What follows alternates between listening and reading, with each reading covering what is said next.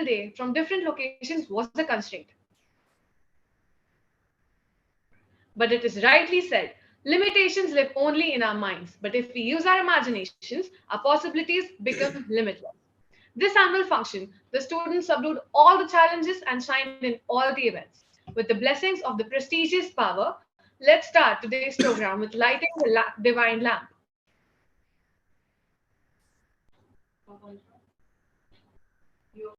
या कुन्देन्दु तुषारहारधवला या शुभ्रवस्त्रावृता या वीणावरदण्डमण्डितकरा या श्वेतपद्मासना या ब्रह्माच्युतशङ्करप्रभृतिभिः देवैः सदा वन्दिता सा मां पातु सरस्वती भगवती निःशेषजाड्यापहा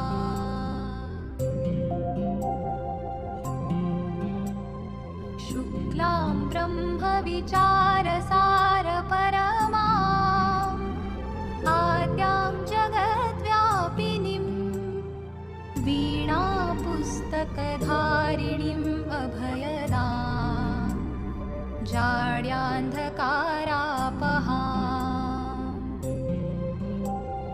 हस्ते स्फाटिकमालिकां विदधतीं पद्मासने संस्थितां वन्दे तां परमेश्वरीं भगवतीं बुद्धिप्रदां शारदाम्।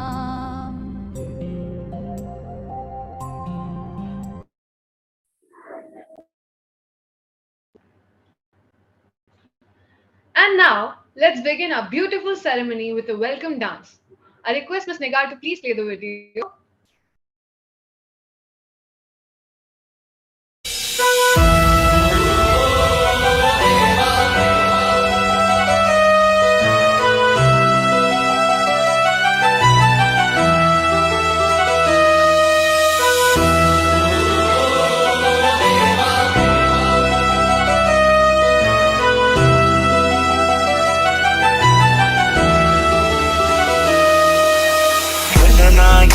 गणदैवताय गणाध्यक्षाय धीमहि गुणशरीराय गुणमण्डिताय गुणेशानाय धीमहि गुणातीताय गुणाधीशाय गुणप्रविष्टाय धीमहि एकदन्ताय वक्रतुण्डाय गौरीतनयाय धीमहि गजेशानाय बालचन्द्राय श्रीगणेशाय धीमहि।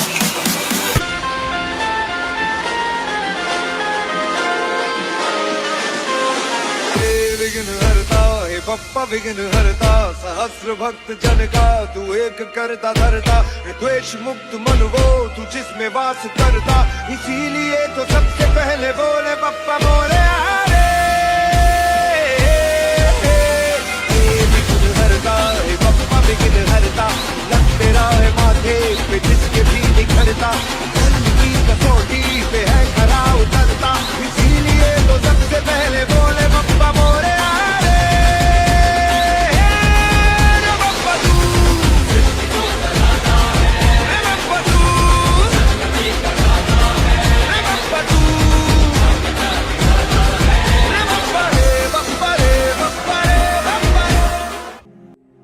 रिद्धि सिद्धि वृद्धि होती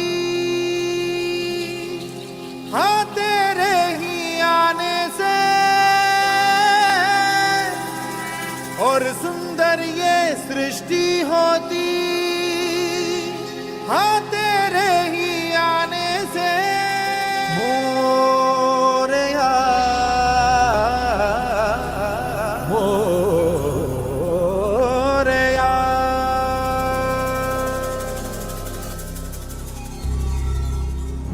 अंधेरे कोने में जो दानव छुपा है मोरया उसमें ही जय हो तो दिग्विजय हो तेरी तरह Morya.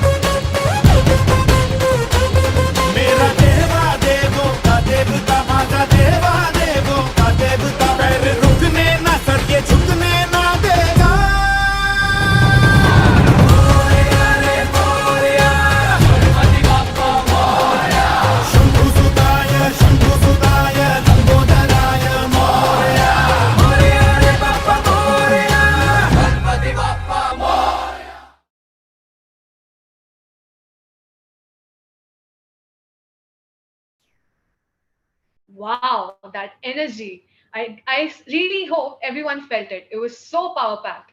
Thank you to all the cultural committee members who made an amazing act. Now, I would like Ms. Rene Lobo to give a brief introduction about our School of Pharmacy. A very good afternoon to one and all present. D.Y. Patil University School of Pharmacy is a premier educational institution where students are shaped as professionally competent, ethically proactive, multifaceted pharmacists to contribute strenuously to the healthcare system. The college strives for its students to achieve holistic development under the guidance of its experienced and dedicated faculty members and mentors. We, the students, are provided with a platform to organize and participate in extracurricular activities that aims at developing our knowledge base and practical skills. Training sessions, guest lectures, seminars, webinars, workshops, etc. are balanced with an equal hand of sports events, cultural events, soft skills training, etc. Having state-of-the-art infrastructure, well-equipped, ultra-modern and spacious laboratories, highly qualified, experienced, and dedicated faculty, a well-stocked library, a few of the facilities that are at our disposal throughout. And with pride, I can say that D.Y. Patil University School of Pharmacy ingeniously is committed to grooming global pharmacists. I would now like to take this opportunity to talk about Azadi Ka Amrit Mahotsav. Azadi Ka Amrit Mahotsav is an initiative of the Government of India to celebrate and commemorate 75 years of independence of progressive India and the glorious history of its people, culture, and achievements. Our Prime Minister, Shri Narendra Modi, inaugurated the Azadi Ka Amrit Mahotsav by flagging off Dandi March from Sabarmati Ashram, Ahmedabad on 12th March 2021. The celebration started 75 weeks before our 75th anniversary of independence. The idea behind taking it 75 weeks before 15th of August 2022 is to instill a sense of pride in the achievements of people after 1947 and the vision of India for the year 2047. Azadi Ka Amrit Mahotsav was initiated first in Gujarat, paying tribute to Mahatma Gandhi and all the other freedom fighters who lost their lives fighting for the country's independence before flagging off the event. Azadi Ka Amrit Mahotsav, meaning the elixir of energy of freedom, at D.Y. Patil University School of Pharmacy was celebrated most patriotically with Mr. Rajesh K. Gaikwad, Brigadier Indian Army, as our chief guest, followed by an elocution competition where students enlightened the audience with their terrific speeches on freedom fighters that struggled for our independence. Poster-making competitions, patriotic singing, and much more was how D.Y. Patil University School of Pharmacy remembered and celebrated our Azadi and Swatantra Senani. Thank you, Rene, for your brief words. Now, let's have a look on the video performed by the students of D.Y. Patil University School of Pharmacy on the occasion of Azadi Ka Amrit Mahotsav.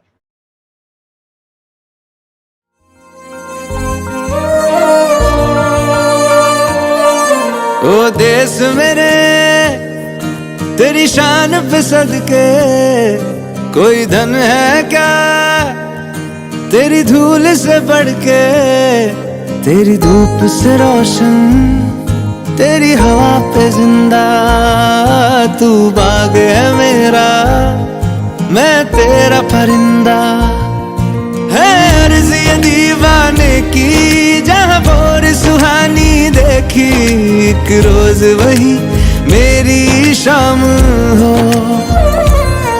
कभी याद करे जो जमाना माटी पे मर मिट जाना जिक्र में शामिल मेरा नाम हो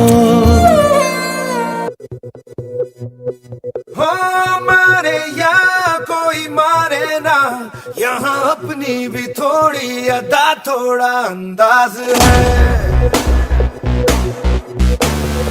ऐसे हैं चाहे वैसे हैं अरे जो भी हैं जैसे हैं खुद पे हमें नाज है जाने ना हमको ये जमाना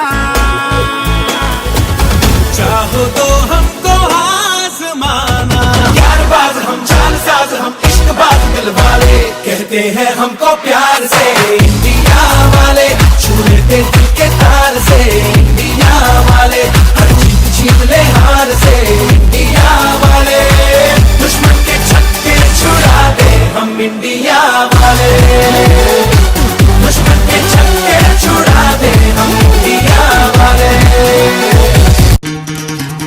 सुनो गौर से दुनिया वालों, बुरी नजर ना हम पे डालो। सुनो गौर से दुनिया वालों, बुरी नजर ना हम पे डालो। चाहे जितना जोर लगा लो, सबसे आगे होंगे हिंदुस्तानी। सुनो गौर से दुनिया वालों, बुरी नजर ना हम पे डालो। चाहे जितना जोर लगा लो, सबसे आगे होंगे हिंदुस्तानी। हमने कहा है, तुम भी कहो। हमने कहा है जो तुम भी कहो।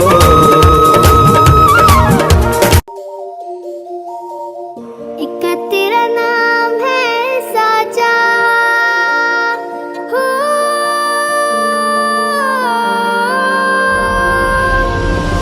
एक तेरा नाम है साचा, मन मेरी आने पाचा, बस नाम तेरा माँ हो। एक पहचान मेरी तू ही, जिंद जान मेरी तू ही, जहान मेरा माँ हो। तुझ पे वार ना 100 वारी जान मैं, तुझ पे वार ना 100 वारी जान मैं, तेरे कुर्बान मेरी माँ। Vande Mataram, Vande Mataram.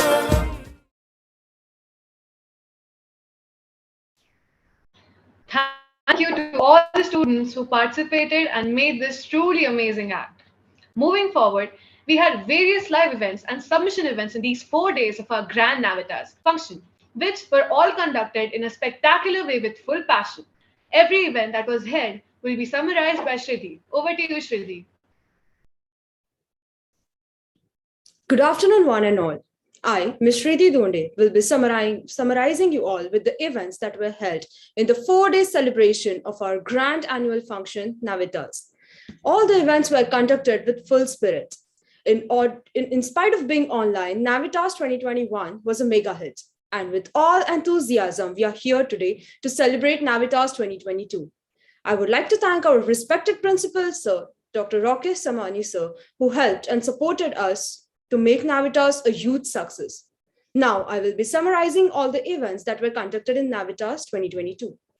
The first event is face painting.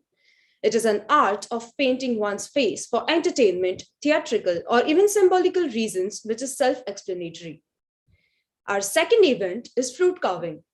It is the art of carving fruits or vegetables like watermelons, apples, strawberries, pineapples, carrots, cucumbers, potatoes, etc. for artistic and decorative purposes. Our third event is nail art. Nail art is a form of art which is used to decorate, enhance, and embellish nails. It is a type of artwork that can be done on fingernails. Our fourth event is mono acting. Participants will have to choose a monologue from any movie or series and perform it in front of the camera. Our fifth event is Silver Lotus. Participants are given a platform to showcase their photography skills. They will have to choose one of their best clicked photos and upload it. Our sixth event is Mehndi competition. Mehndi is a form of body art and temporary skin decorating originating from Indian subcontinent, usually drawn on hands or legs. This competition challenges the students to their stability of hand and artistic ideas, etc. Our event next to this is Dress Like M. Participants will have to choose any characters from their favorite web series, movies, series, shows, etc. For example, Professor from Money Heist, Kaleen Bhaiya from Mirzapur, etc. and submit their photos in the link provided. Our next event is Pennsylvania. It is the event in which the students have to portray their drawing skills. The next event to this is fashion show. Along with portraying various trends and fashion styles of 2022, our models also made sure that they conveyed a social message to the audience through their performances. In spite of being online, the efforts that were taken by the students made this event a huge success. Our next event is Step a Bit, where the participants have to submit their respective dance videos. Our next event is Elixir of Energy of Freedom. Since this year marks the 75th year of freedom struggle, it is addressed as Azadi Ka Amrit Mahotsav. This event involves writing of a quote and explaining it in 2 to 3 lines. Our next event is Wait What? It is a fun event in which a participant had to create a weird food dish by combining 2 to 3 ingredients. The next event that we had was Raise Your Mic. It was basically a singing competition. Hello Artist is our next event, which involved the designing of a book cover. The next event that we have is Stay Fit. Fitness is basically a part of your life, so this event tests who's more fit. It was basically based on the principle of your workout, your time, your body, own it.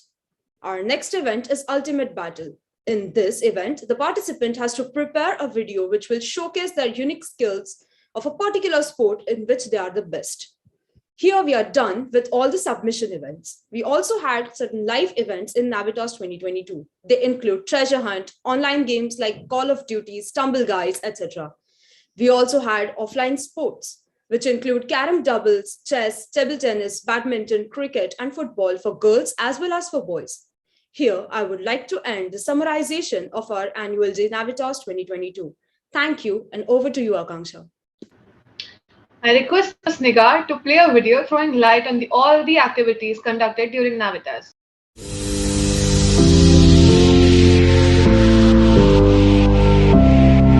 They try to make us all feel bad, but we will not be sent home. All the voices in our head telling us to keep it going.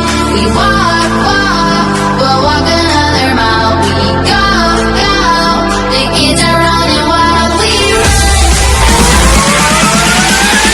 we're running.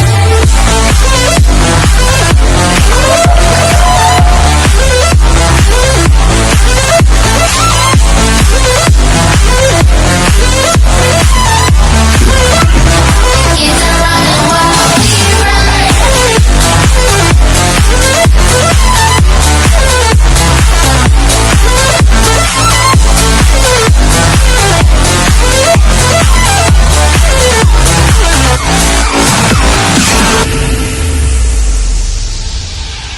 We run, we're running.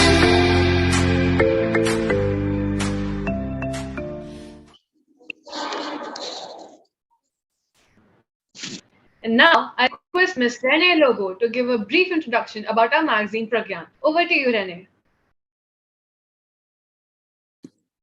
A magazine is a shop. Each is an experiment and represents a new focus, a new ratio between creativity and intellect. So, it will be my honor if I get the permission from our dignitaries and principal sir to release our 3rd edition of magazine Pragyan, which symbolizes passion, knowledge, wisdom, and supreme intelligence. Let us have a look at our magazine Pragyan now.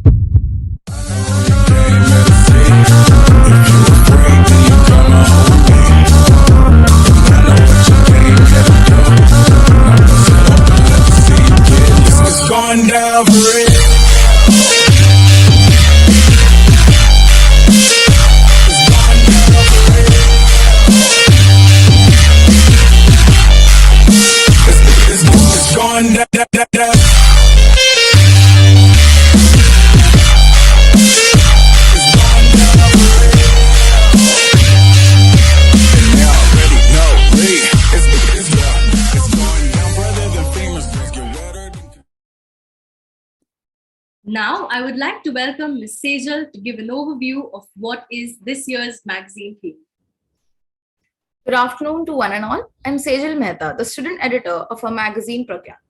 Let's know more about it.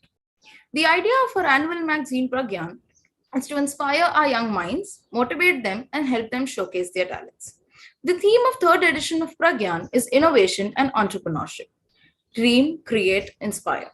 This magazine is a reflection of creativity, skills, and perseverance of students and staff. Some points which we have included in the magazine are ultra-modern infrastructure. D.Y. Patil University School of Pharmacy has well-developed and immense high-tech infrastructure. Well-stocked libraries, well-equipped laboratories, space classrooms, and much more have been added in this section. Assets of D.Y. Patil University School of Pharmacy. Our students, our teaching and non-teaching faculty are all assets of this college. You can have a look at the same year. Faculty contribution. Faculty of D.Y. Patil University School of Pharmacy has contributed a lot to it. Their contributions need to be appreciated. To do the same, this section is created. Students' achievements and awards. Students of D.Y. Patil University School of Pharmacy are awarded by various institutions and associations for various competitions. To keep them motivated and to appreciate them, we provide this section. Scientific sections. Different webinars on entrepreneurship and workshops have been conducted throughout the year. Students and teachers have also taken efforts to write articles based on innovation and entrepreneurship. Student development activities. Along with academics, students also get to organize and participate in various different competitions which help them learn and grow more. We organized various parent-teacher meetings to ensure healthy interaction between parents and teachers. Non-scientific section. Our student council helps in organizing various activities which are based on several topics other than pharmacy. We have around 10 clubs which are segregated and named based on their work. Each club organizes fun and creative events for the students. Creativity. To motivate and appreciate our students for their talents, we also publish the non-scientific articles, poems, sketches, and paintings shared by them. This helps them grow and be open to new fields. Our presence in media. D.Y. Patil University School of Pharmacy can be seen in several magazines and newspapers like Pharmacist Times, APTI Bulletin, and Pharma Magazine. Words of wisdom. Inspirational words and thoughts of Mr. Harish K. Jain, Director of Embiotic Laboratories Limited, Bangalore, is what you can read here to get the motivation you need and be on the right path. This is just a glimpse of Pragyan. There's a lot more to explore inside it. I hope you all have a great time going through it. Thank you. Thank you, Ms. Sejal, for this detailed introduction of our magazine. Now, we would like to thank our respected principal, sir, who worked tirelessly to bring about so much in our college at all times and always motivated us to participate enthusiastically and proactively and help to publish the magazine of our college, Pragyan. Not only as the principal of our college, but as a mentor to each and every one of us, helped us at every stage and is always ready to give his students the best. I would request our figurehead of college, Dr. Rakesh Somani, sir, to please address everyone and briefly summarize our annual report. Yeah, thanks a lot, Akanksha, for those kind words. A very warm good afternoon to one and all present on this platform. I, on behalf of the entire D.Y. Patil family and the School of Pharmacy family, welcome our students, our parents, and most importantly, our today's chief guest, Dr. Parizad Irajidana, as well as guest of honor, our close colleague, Dr. Anuradha Mazumdar.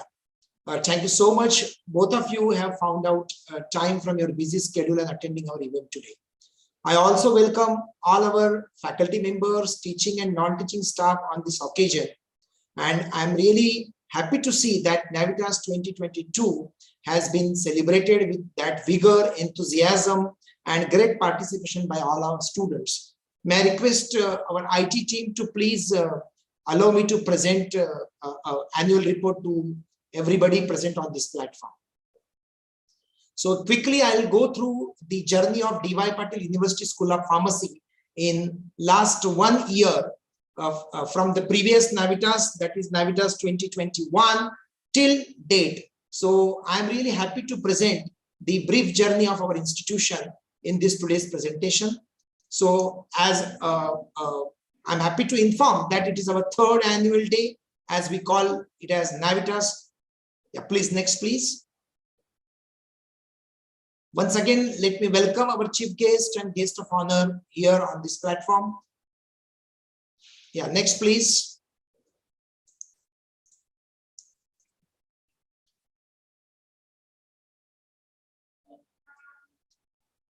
The School of Pharmacy is running two programs, particularly bachelor's and diploma since 2019, and PhD program, that is our third edition from 2021. We are just a 30 months old institution, and we have started presenting or representing our footprints into pharma academia as well as pharma industrial collaborations. So vision and mission of the institution, if I have to highlight, that we wish to give domain knowledge to our students. We want to become the epicenter of the domain knowledge, and most importantly, we wish to emphasize on inculcating human values among them. And so to achieve our vision, we have decided a path of a mission, which is about quality education, research, innovation, entrepreneurship, and expecting the overall development, holistic development, that is what we call it as for our students.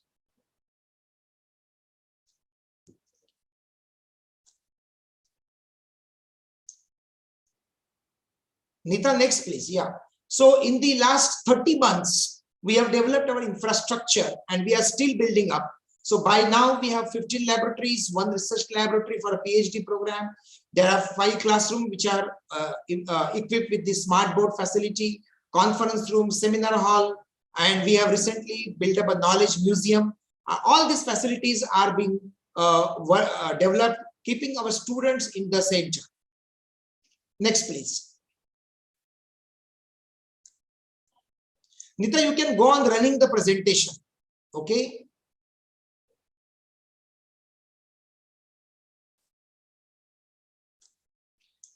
So the curriculum development is very, very important part for our students. And at D.Y. Patil University School of Pharmacy, we believe that if the body, mind, and soul of the student is taken care of, then ultimately the holistic development of the student is achieved.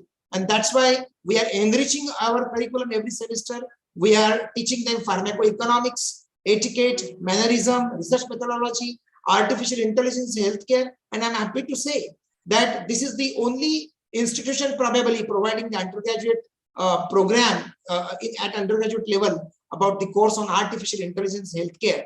Also, our learning resources includes not only the books and the magazines, the professional magazines, I must say, but apart from that, there are so many resources. That is our learning management system, edX courses, virtual laboratory. We have tied up with IIT Bombay in the present times when the hybrid education or maybe the online education was the need of our virtual laboratory with IIT Bombay helped us to provide lots of information to our students as far as practicals in pharmaceutical science are concerned.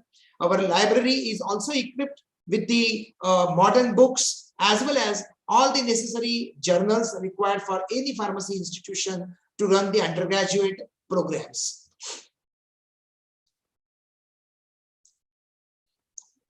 Our teaching pedagogy. So as the time is changing, we are also changing our pedagogical practices. And so new teaching pedagogy includes participatory learning, problem solving methods, flipped classroom, break classroom, peer-to-peer learning, COUT quiz, and many more. So since the mode of teaching is also a hybrid kind of mode, so we ensure that all these pedagogies are being implemented day in and out whenever we teach any subject to students.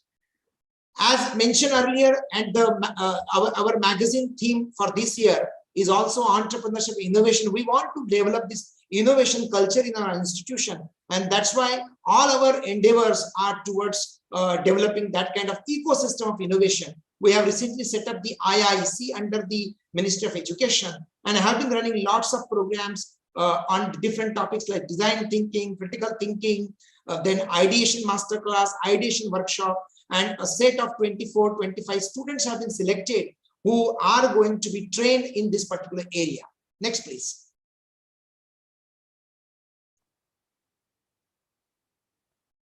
So many administrative committees are set up to provide necessary support. to the institution for the smooth function. So in this particular year, we have conducted as many as possible expert talks, seminars, webinars, workshops, competitions. We have also conducted an e-industrial visit recently.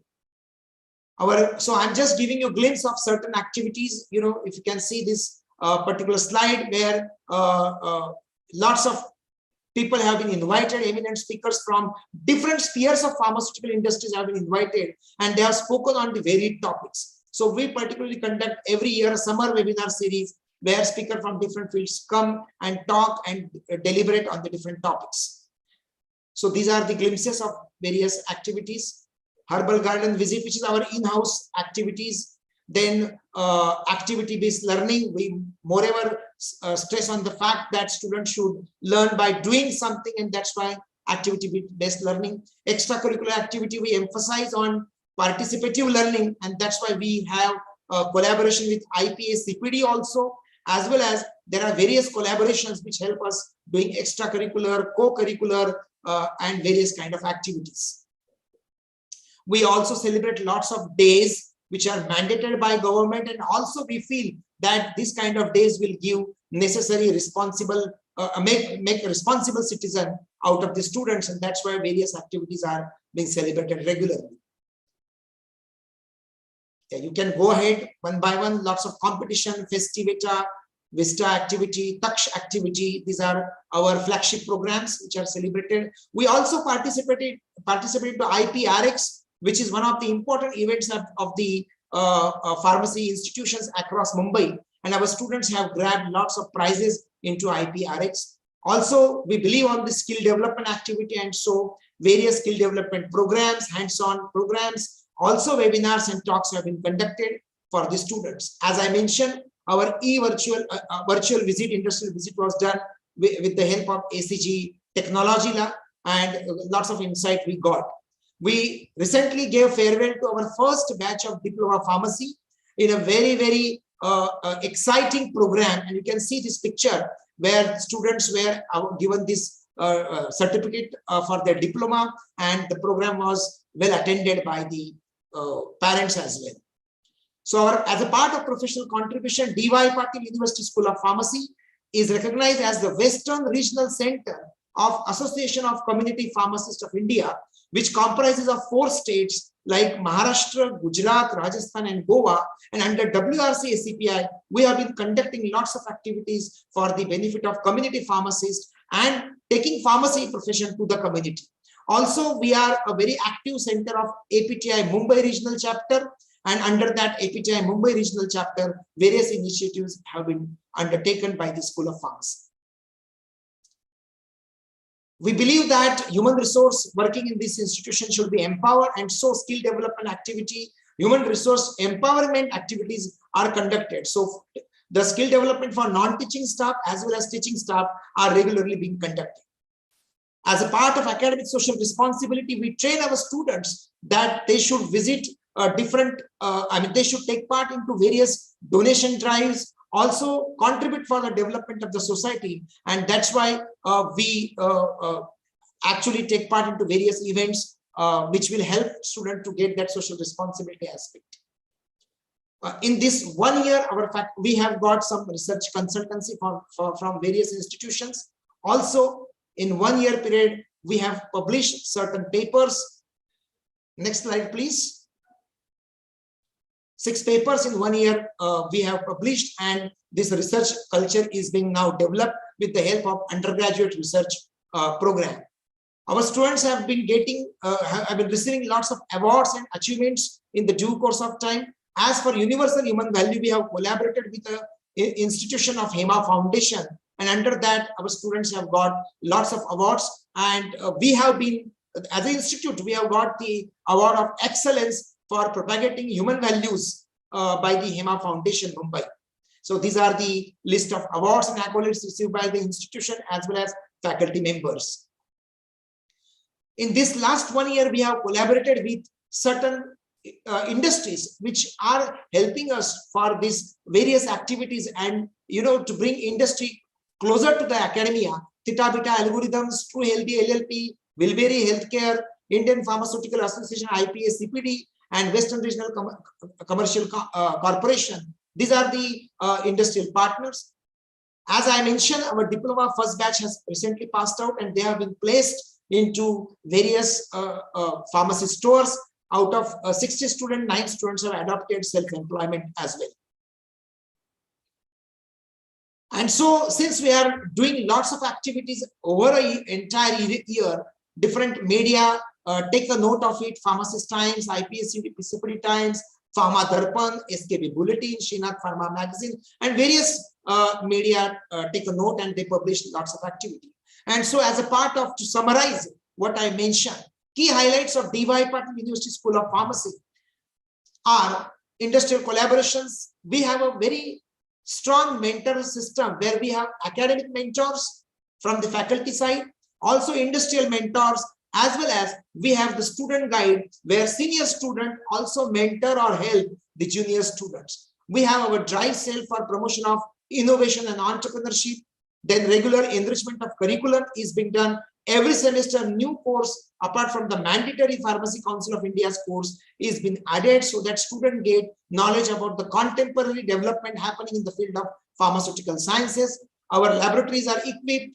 Aseptic laboratory, which is generally right from our first year, we have this aseptic laboratory facility. Simulation laboratory is a very unique facility made available for the students to understand pharmacology experimentation. Learning management system, practice space for making them prepared for GPAT examination. Program committee, credit point system for participation to various activities. Also the student progress report to map their progress right from day one they enter into institution till the last date of the institution, and virtual laboratory. So these are certain key points. And our future plans includes, we want to set up these CGMP compliant pilot plant. We have already identified a 1200 square feet space for that, and the work has been started towards that. In due course of time, we'll start certificate program on cosmeceuticals, medical devices. We wish to start postgraduate program in pharmacy once our first batch of pharmacy is passed out, bachelor's is passed out next year. And also we wish to extensively collaborate with industry so that our students get first-hand experience. Thank you so much for patient listening and giving me an opportunity to explain what School of Pharmacy is doing. Thank you. Thank you so much, sir. Now, I would request Ms. Shridhi to introduce our honorable guest of honor for the. Good afternoon. I, Ms. Shridhi Donde, warmly welcome our guest of honor, Dr. Anuradha Mazumdar ma'am, who has around 20 years of experience in this field of research. To mention few, research in NTDS, which includes oral transmucosal systems, nanocarrier-assisted transdermal delivery, as well as colon-targeted delivery systems. She has also worked for the development of several preclinical models and their subsequent application in the screening of drugs and therapeutic strategies in disease management. Ma'am is actively researching in oncology, which involves the development of chemical carcinogens-induced colon cancer rodent model. She has been working on projects like DBT Cancer Biology Project on targeting the life-threatening complications associated with allogenic hematopoietic stem cell transplantation. She has many awards, honors, patents, and publications to her credit, like the UGC Travel Grant to attend and present paper in UK, Taiwan, France, and USA, gold medal in Avishkar 2014 UG level in Jalgaon, and the best paper in the field of pharmacology and clinical pharmacy for Professor M.L. Khurana Memorial Prize of Indian Pharmaceutical Association for paper exacerbation. Her valuable work experience is that she has been an associate professor and an assistant professor of pharmacology at Bombay College of Pharmacy, Kalina, Santa Cruz, and currently is the Dean, Faculty of Science and Technology of University of Mumbai. We have such a versatile personality who has experience in research and administration with us today. Now, I would humbly request Anuradha ma'am to mark our day with her motivational and inspirational words. Over to you, ma'am. Thank you, Shridhi, for your kind introduction. Many good words spoken about me. Thanks a lot. First of all, a very heartfelt congratulations to DY Patil Team to University School of Pharmacy for organizing, and with the equal zeal, I would say, the NAVITAS 2022, the annual festival in the online mode.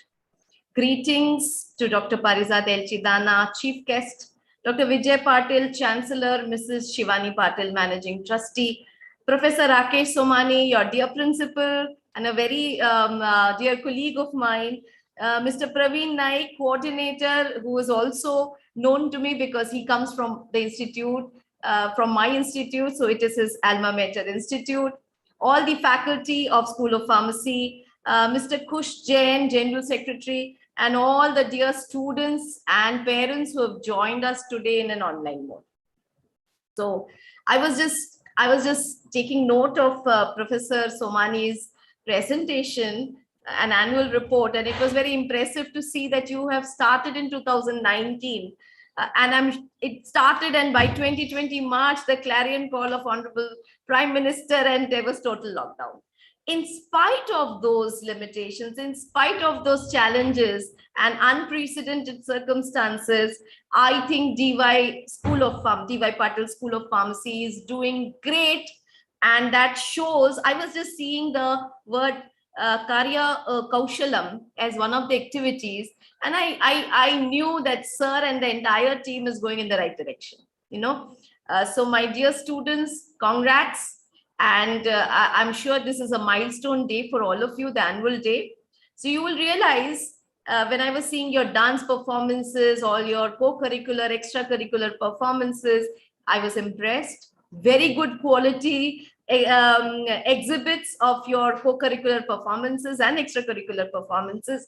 Congratulating all the participants and also the others who were who were there to enthuse and to motivate their peers. I'm sure all of you must be having some key interests. Some are more academically oriented, some are equally oriented towards co-curricular, extracurricular, sporting events, as well as academics. That you have joined DY Patil School of Pharmacy itself shows that you have an intent to enter one of the best institutions, an institution who has a great vision of developing and establishing the school as one of the lead schools in pharmacy, in not only in Mumbai, but also in the region and in the state of Maharashtra. So my dear students, you will learn a lot of things in pharma school, I could see from your performances, both academic as well as other extracurricular and co-curricular. But remember, as academic curricula would give you your knowledge base and your laboratory skills and skills associated with requirement in industry, but also your co-curricular activities and extracurricular activities would give you a fighting spirit, positive, acumen, positive aptitude, and also would make you more flexible, and the ability to handle stress would improve, because life cannot be compartmentalized into only your academics. The other aspects instill a lot of leadership quality, management skills in you, and also leadership qualities in the students. And I think this is your start to create your persona of how you're going to you will perform in your job life, in your professional life, and also in society. So my dear students, I'm sure you have students from diverse cultural backgrounds. So that also will give you a very important perspective of variety and adjusting to differences. And you have to remember, we are celebrating Azadi Ka Amrit Mahotsav, the 75th year of independence, a milestone year for us. So at this juncture, at this year, we should salute all the people who were part of healthcare and traditional system of medicines, modern allopathic medicines, paramedics, all of them who have helped India achieve its stature, which we now stand with great pride, right? With great pride in the 7.5 decades. And mind you, it was not easy. We started from scratch from 1947, and look where we stand. We are the major exporters of generics, and see the kind of dent we made during COVID times in making our own vaccines and exporting them to several countries. So we were also making a very important international gesture and an outreach, which was felt by the entire global community. And India is a country to reckon with when it comes to healthcare as well as pharmaceutical domain. Remember, my dear students, both higher education as well as healthcare, after the GATT agreement signed by India, comes under the universal codes and procedures at the international level. And that's when we adopted the semester pattern, right? Because we are following the global pattern, and we come under the GATT agreement. We also follow the OECD guidelines, and India is signatory to it. So when you are learning your academics, my dear students, always remember, don't say I'm learning pharmaceutics, pharmacology, pharmacognosy, anatomy. Do not take your subjects in silos. Your entire 4 years, 8 semesters, subjects, courses, core subjects, electives is like a big painting, and each of your courses are the parts of the jigsaw puzzle of the painting, and a beautiful painting will emerge if you take your courses correctly, in the right spirit, learning the right, imbibing the right knowledge, and learning the right laboratory skills and fieldwork skills, that you will emerge as a very good graduate with a pharma degree, right? And that's why I was just seeing that you have released the 3rd edition of Pragyan. Congratulations, Somani sir. I think writing skills also is very important. Today, many of our students are going into scientific and content writing. It's a big area where our students get employment. So my dear students, continue in your efforts and your involvement in academics, as well as in both co-curricular and extracurricular activity. If you're shy, try to open up, and get involved. Winning is not important. Participating and giving it a try, a good fight, is what we want in all the students. Okay, don't let down your arms without giving a try. That's what it's all about. Okay, so again, salute to the professionals in pharma and healthcare who have been nation builders for 7.5 decades, because what we see today is because of the hard works put in by generations prior to us. Students, what the kind of curriculum DY Patil has adopted, what you're studying, what other universities have adopted, has been changed to meet the Industry 4.0. So when we are talking about industry, you are aware of the industrial revolutions. Industrial Revolution 1 towards earlier part of the 20th century, we saw the steam engine, we saw assembly line productions, digitization towards the end in the second revolution. Third, we saw the initial trickle of digitization in the late part of the 20th century and the early part of the 21st century. And today what we see is Pharma Industry 4.0. The thrust and the driver is the hyphenation or the link between cyber and physical system. So my dear students, things are going to change, and that's why what I would advise you as your teacher is that you should be able to adapt. Rashtra Uchchatar Shiksha Abhiyan says 40 to 60% jobs which we will encounter after a decade do not exist today. वो अस्तित्व में अभी नहीं है. 10 साल, 20 साल बाद, some of the jobs which will be created is because of the Industrial Revolution 4 and maybe thereafter. So what is the trump card which we will have? A sound foundation of education through your B.Pharm program. That is your dharohar. That is what you take with you. And lifelong learning which your company will give you, or you will learn on the job or on the field, correct? That nobody can take away from you. But the crux is, do not worry about change. Change is a way of life, and it will happen in leaps and bounds in science and technology. So when we talk about Industry 4.0 in pharma as well, we will see a lot of involvement of artificial intelligence, Internet of Things, cloud computing, big data analytics, right? And robotics. And that's why I was just seeing that Somani sir has kept the course of artificial intelligence in healthcare. One of such a course was developed by RUSA as well. If you, Somani sir, you might remember when Mrs. Rajiv Lochan was the principal secretary of higher and technical education. Remember, we were all part of that endeavor. And I think that's what is very important, because coding, learning AI and data science is not the prerogative of only engineers. Why not our pharmacists? Because we don't want your jobs and your domain to be taken over by engineers who may also have an overview knowledge, right? If White Hat Junior can teach a fifth standard boy or a girl coding, why can't we teach our BPharm students a bit of coding?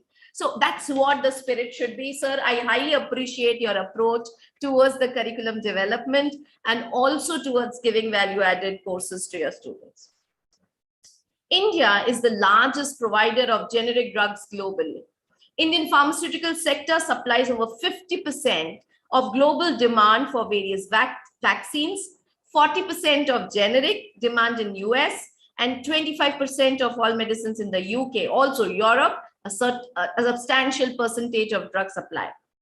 Globally, India is ranked third in terms of pharmaceutical production by volume and 14 by value. Professor Dr. Parizad can further enlighten us. She's from the industry and a very, very dynamic person. So I'm sure she can add more to this statistic. So India enjoys an important position, which I said earlier and I reiterate, in the global pharmaceutical sector. Presently, over 80% of the antiretroviral drugs globally to combat AIDS is supplied by Indian pharmaceutical firms. So we should be very proud, my dear students, we should be proud to be part and citizen of this country in this year of Azadi Ka Amrit Mahotsav. Remember, in the next 25 years, as we steer toward 100 years of independence, you all, you young demographic Indian citizens would be in your maximum productive age. And we have a lot of expectations from you, and we are grooming you to build India and take India to higher levels, okay? Including the Global Innovation Index of India, which at this moment, our ranking stands at 48 globally amongst 130 world economies. So with the dawn of Industry 4.0, my dear students, the operations in the pharmaceutical industry, especially the big industries, is expected to change. And there'll be a lot of real-time control and monitoring, probably in the future, like QC/QA would control and monitor processes and sample. Maybe even the regulatory agencies would have access, to real-time access to data, because, and maybe they can seek it. They may seek it. So remember, the things would change. For example, I once visited the shot glass facility between Bharuch and Baroda. And shot glass is a German company, a very proud German company. But their two major manufacturing centers, one is in India, the other is in Brazil. And when I was in the setup, I realized the entire minute-to-minute monitoring is remotely done by the German centers. So they know how much raw material is being put, what is the quality of the sand which is going in. So you understand, students, the kind of control you can do from offshores or at remote location.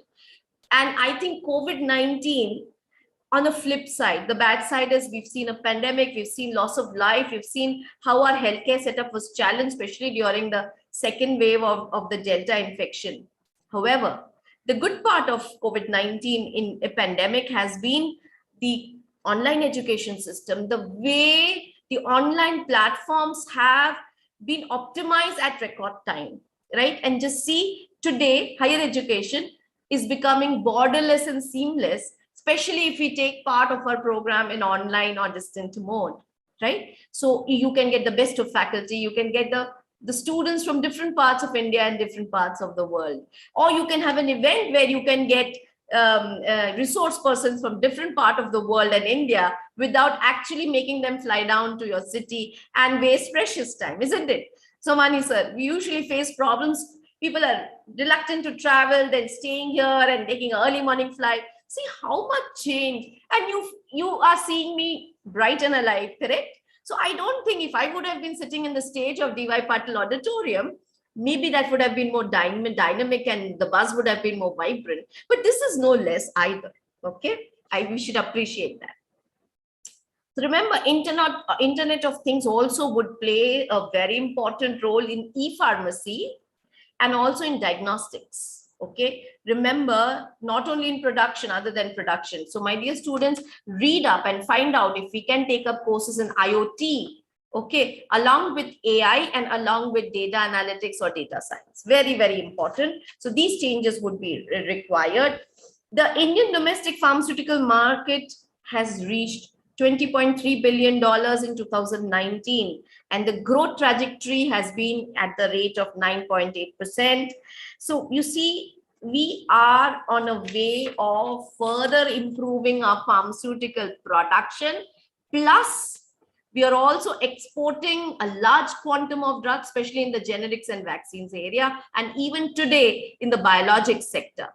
Now, Atmanirbhar, the triad of Atmanirbhar Bharat, Make in India, and New Education Policy 2020, I'm telling you, would take us in great stead and will make us a strong economy in the next 5 years to come. Just watch out. These are meant to spur and bolster indigenous technology and innovation.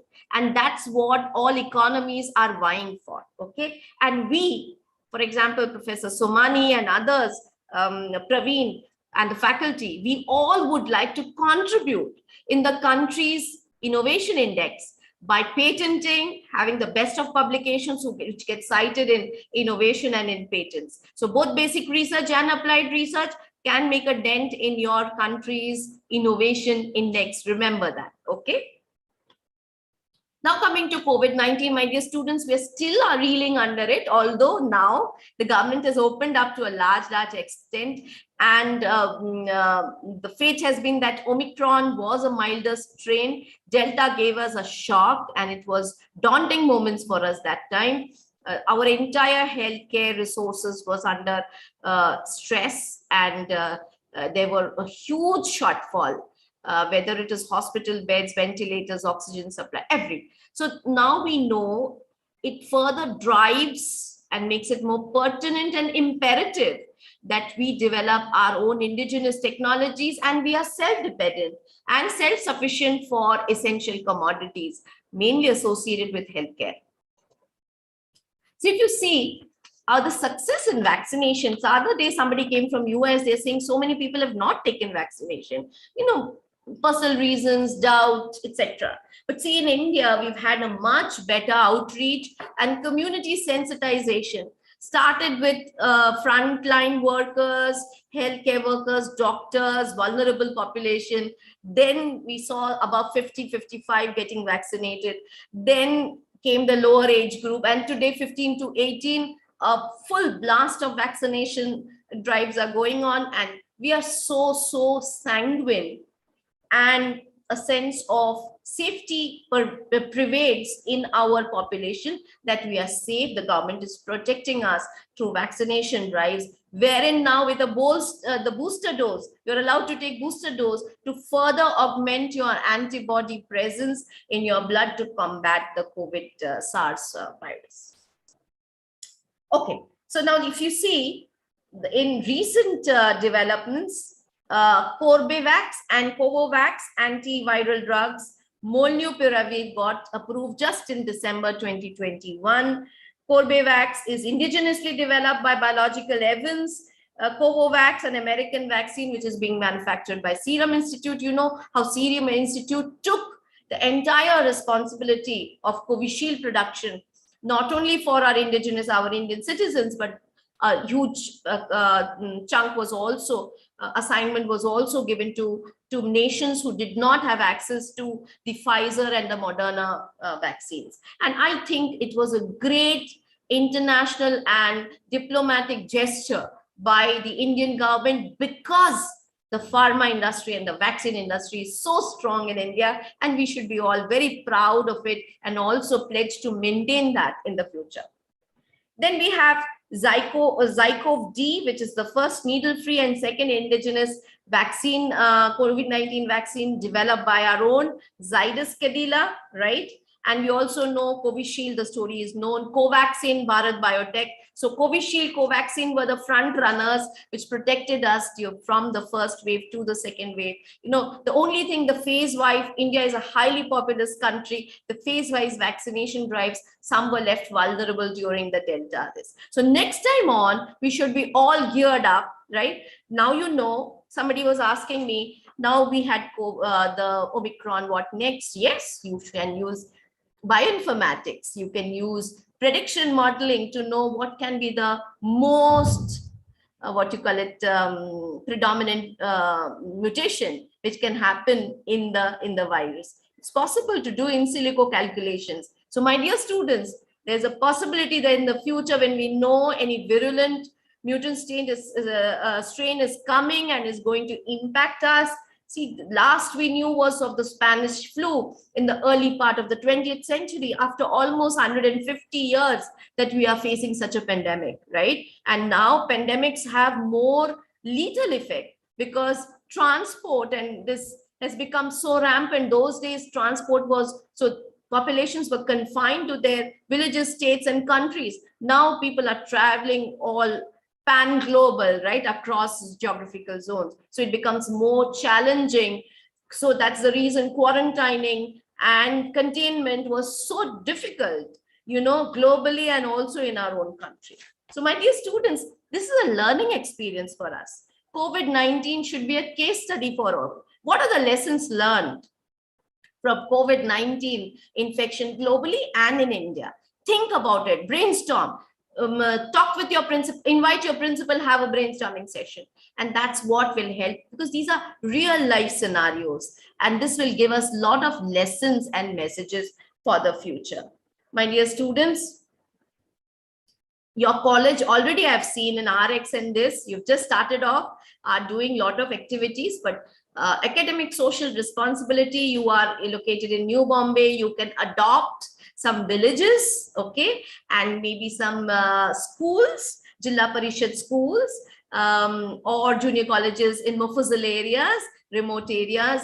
I would like you all to have links with at least 2 of them, schools or junior colleges, and your college should mentor them so that, you know, your social responsibility is concretely documented, and you can find out after you mentor for the 2 years, what difference have you made to that institute, which is located in a rural area and not as privileged as us who are located in urban areas. And your students can go there, take classes in Hindi, Marathi, English, I think more in Hindi and Marathi, and try to make a difference. Give them some modules on hygiene and other aspects, give them some training on infections, you know, and how to combat at a local level, at a Grameen, at a village level. So I'm sure sir will take that initiative.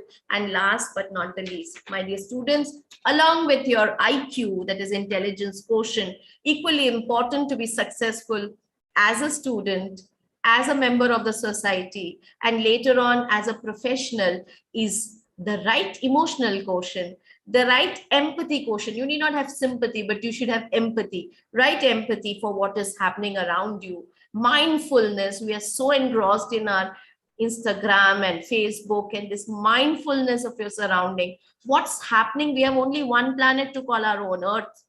No inhabitable planet has been identified by science till date. Although there are a lot of movies, sci-fi movies, which says some intelligent species in some far-flung planet, you know, some other Milky Way, but there is no concrete proof.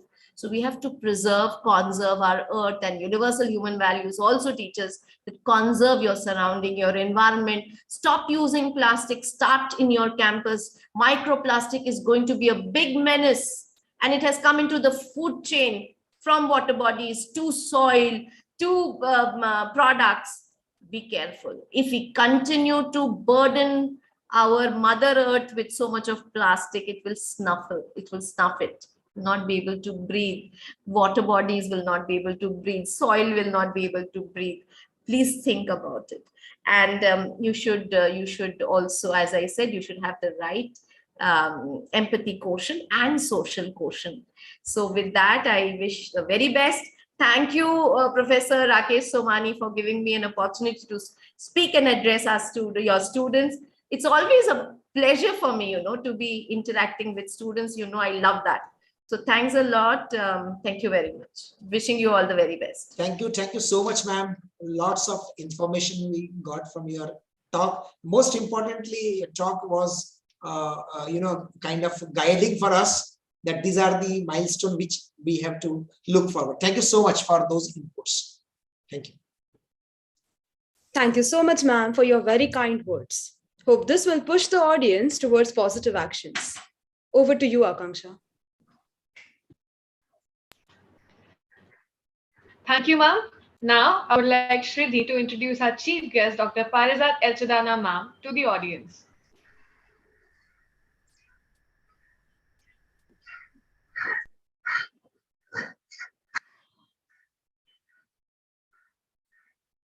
Sri, you are muted. Unmute yourself. Sorry. Thank you, Akanksha. Now, I would like to welcome our honorable chief guest, Dr. Parizat Elchadana, ma'am. She has a 34-year experience in pharmaceutical industry, along with continuous close association with academia. Ma'am has done M.Pharm from Bombay College of Pharmacy and PhD from University of Pune. She has served as Managing Director, Apotex Research Private Limited, and also worked as Chief Technical Officer, Pharmax Pharmaceuticals, and currently is Principal Technical Consultant, Pharm ACG World. She has good technical knowledge and her IP skills are specifically with orientation to the pharma generics and innovative new product development. She has been capable of handling innovation as well as troubleshooting with good basic analytical ability, creative, and a proactive problem-solving approach. She has managed India projects in close coordination with the parent companies based overseas on product development, coordination for biostudies and clinical trials, regulatory submissions, manufacture of commercial batches, and launch on patent expiry. She has been a mentor and guide for PhD students and also a visiting faculty and examiner for M.Pharm at few prestigious universities in India.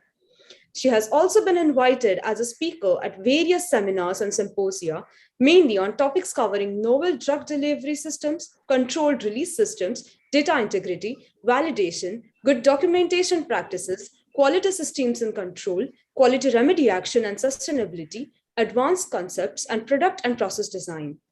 She also has many awards to her credit. Now, I would humbly request Parizat ma'am to share her words of wisdom. Over to you, ma'am. Thank you, Sridhi, for your introduction, and thanks to Dr. Rakesh Somani and Mr. Praveen Nayak for inviting me to give a talk to the students of Dr. D.Y. Patil's School of Pharmacy. So, friends, a very good afternoon to you all from the Pharma fraternity, and thanks for inviting me to this NAVITAS-2022. It sets my mind thinking on why have we joined this professional course of pharmacy? Is it because we could not get admissions in medicine or in engineering or any other professional course of choice for us? Or have we really joined it out of our own choice? Whatever the case may be, please think positive and take it that this is my choice and I will deliver my best, because we still remain as a part of the healthcare team and we play a very big part in helping people get well from whatever disease or disorders that they are suffering from. And why is this? I always talk in all my forums with students that a doctor just diagnoses, and that also with support from diagnostic tools. Can he treat a patient? No, he can't. What treats a patient then? It's the medicines that we develop, we manufacture, we produce, we test, we release, we distribute. It's that which actually treats a patient and helps him or her get well and back on their feet. Apart from that, the pharmacy profession provides a lot of job mobility, stability, flexibility. We can be a part of major innovations in medical therapy. We have an opportunity to use state-of-the-art technologies. We have an opportunity to defend against bioterrorism. Think about the current pandemic, who were on the forefront trying to develop vaccines. So we become a highly respected member of the community. And would medical profession be able to work without us? And the answer is no. We heard a lot of statistics about pharma exports from Dr. Mazumdar. And she also did mention that further figures I will be able to share. So let me take you a bit through the sojourn of how pharma has grown in India. In 2005, it was just a $6 billion industry, which went up to 30 billion in 2015, in just 10 years. And despite of COVID-related issues, we rose to a figure of 42 in 2021. These are the last figures that we have.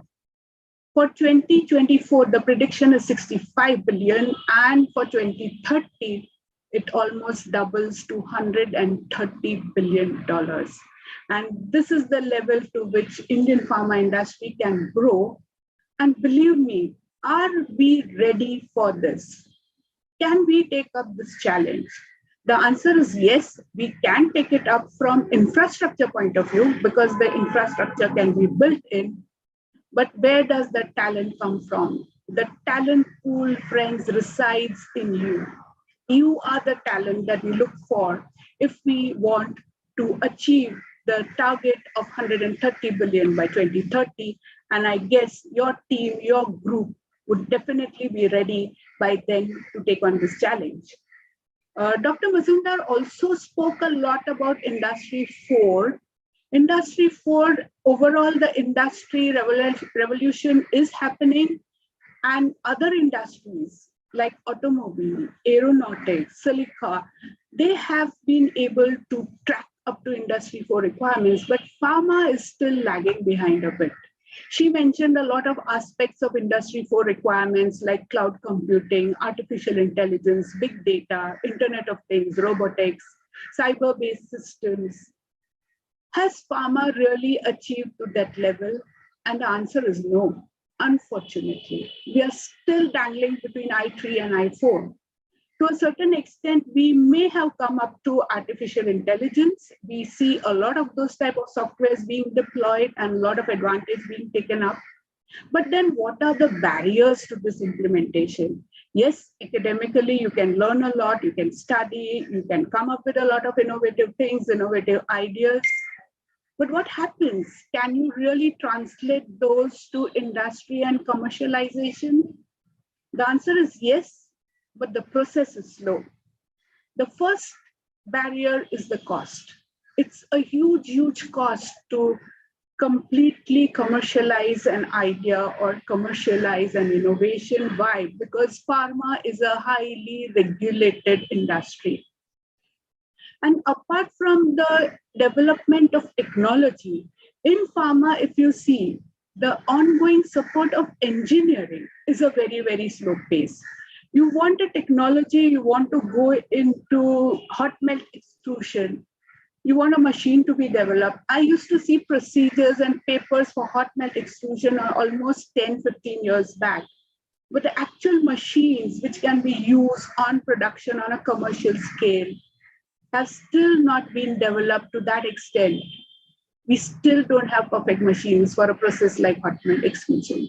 So this is where we find, a bit of a gap between pharma development and being supported with respect to the engineering, which is coming at a slow pace. The other major challenge for pharma is the regulatory agencies. The regulatory pathways are tough. They are not well defined. Even if you see in a pandemic-like situation when vaccines were developed, how were they approved? Almost a year was taken for their approval, and that also was given as a tentative approval, or an EUA, which is an emergency use authorization. It was not a final approval. there is a lack of awareness on handling these type of changes that come up, not just in regulatory agencies, even in industry. Many a times regulatory agencies come to industry and look for a collaborative approach in trying to set up these type of guidelines.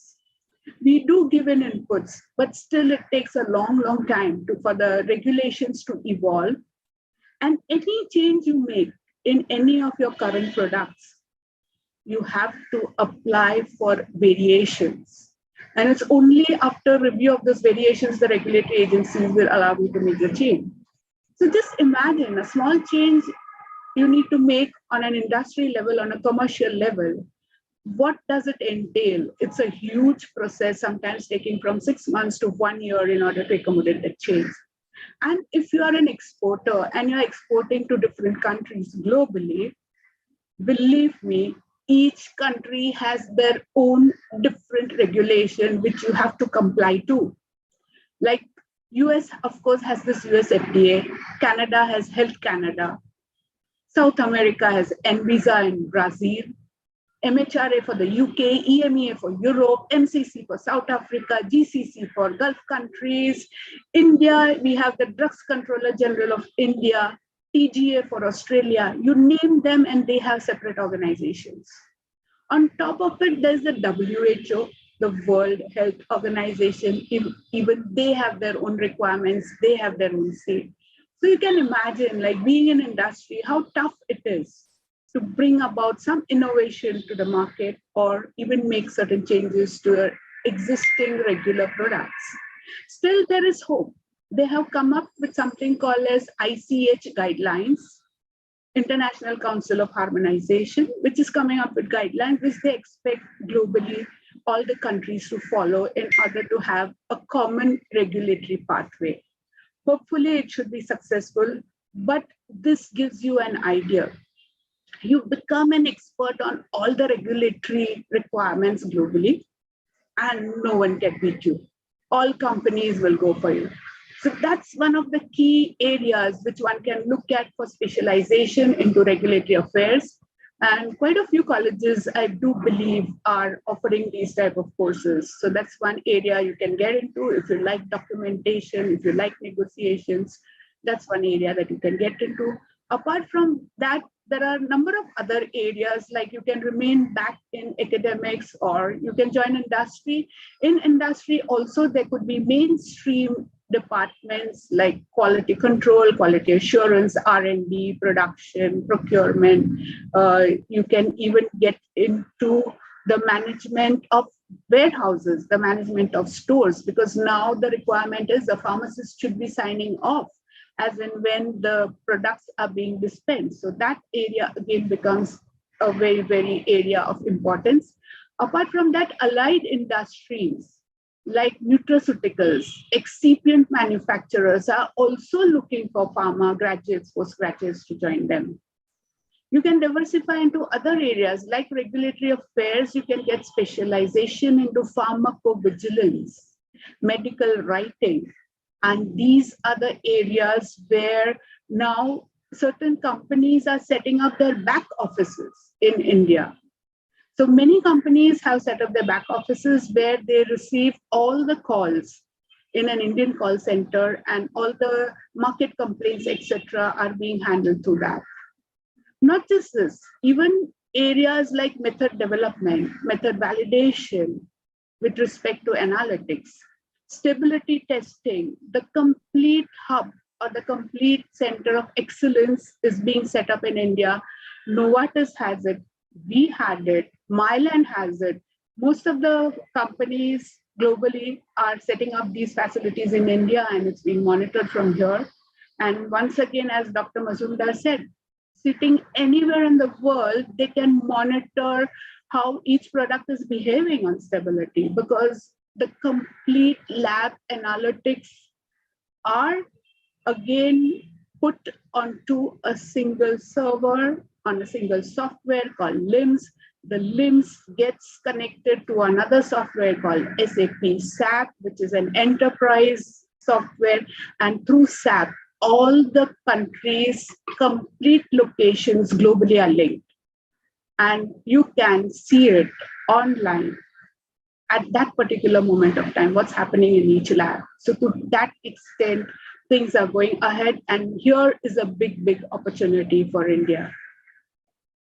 You can also become your own entrepreneur, and which is, I think, that skill particular development already your college has been taking it up and is training the students on entrepreneurship capabilities. And that's a very, very good thing. If you have your own research and if you want to translate that research and commercialize it, that's the best way to go.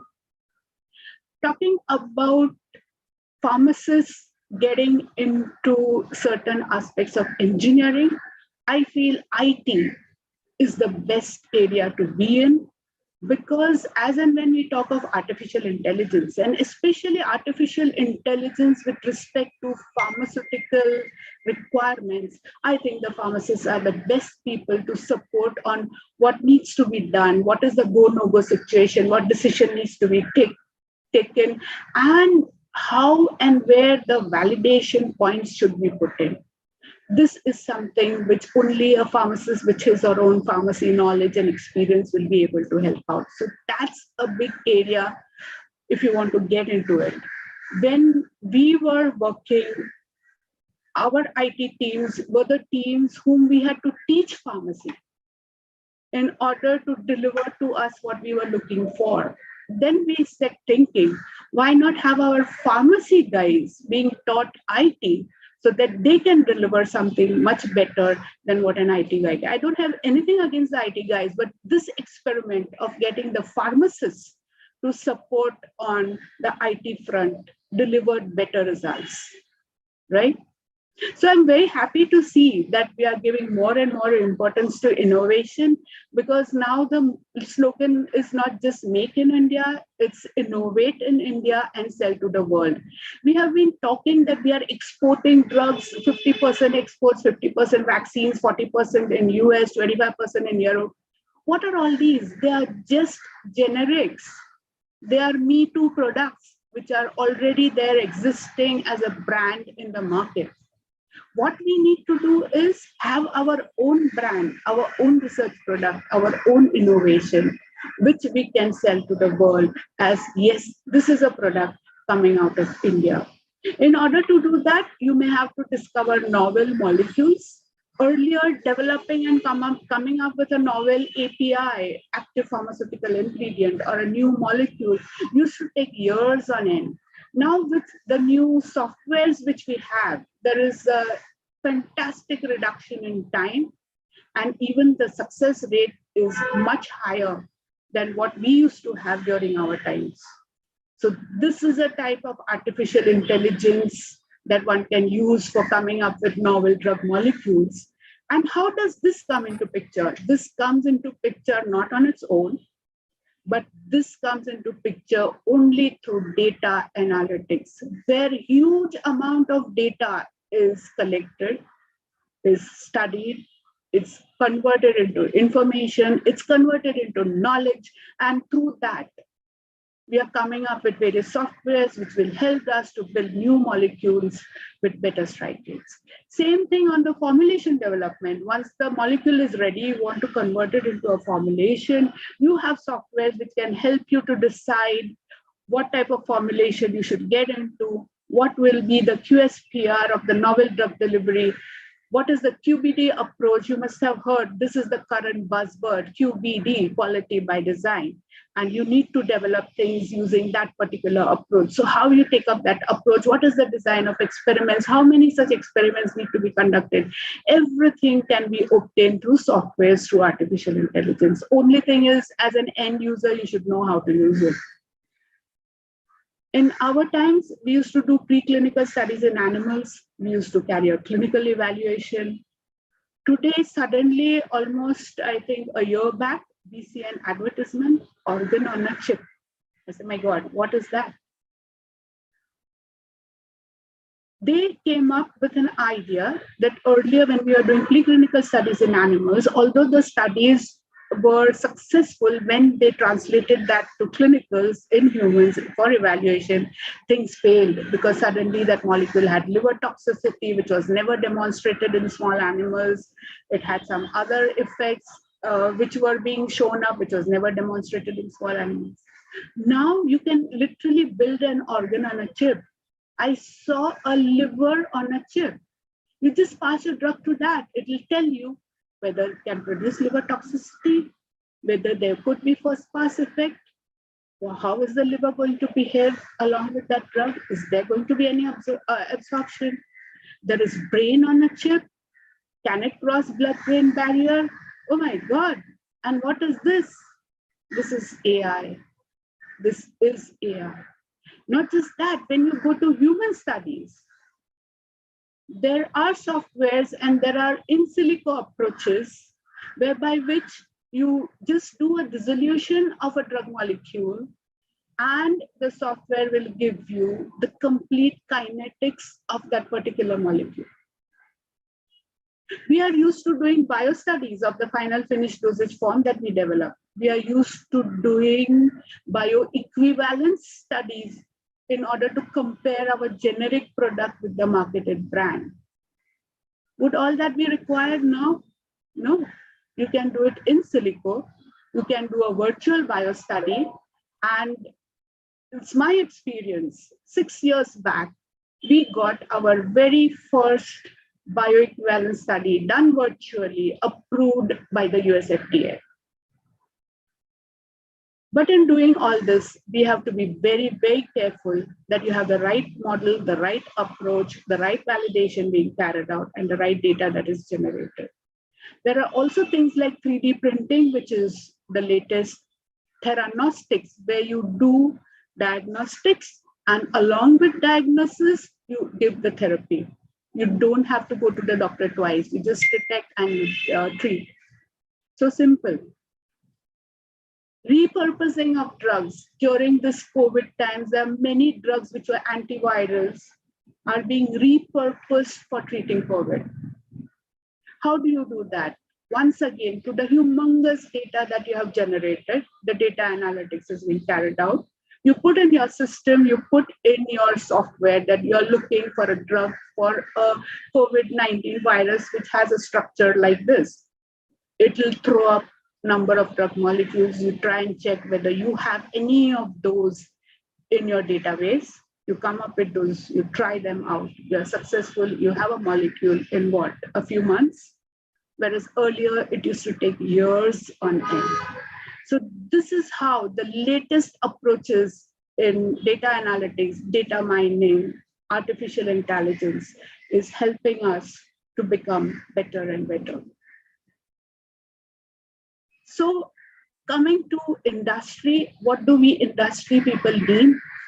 We need people with basic qualification in pharmacy, but please don't stop at that. You have to add to it. It has to be a continuous learning process.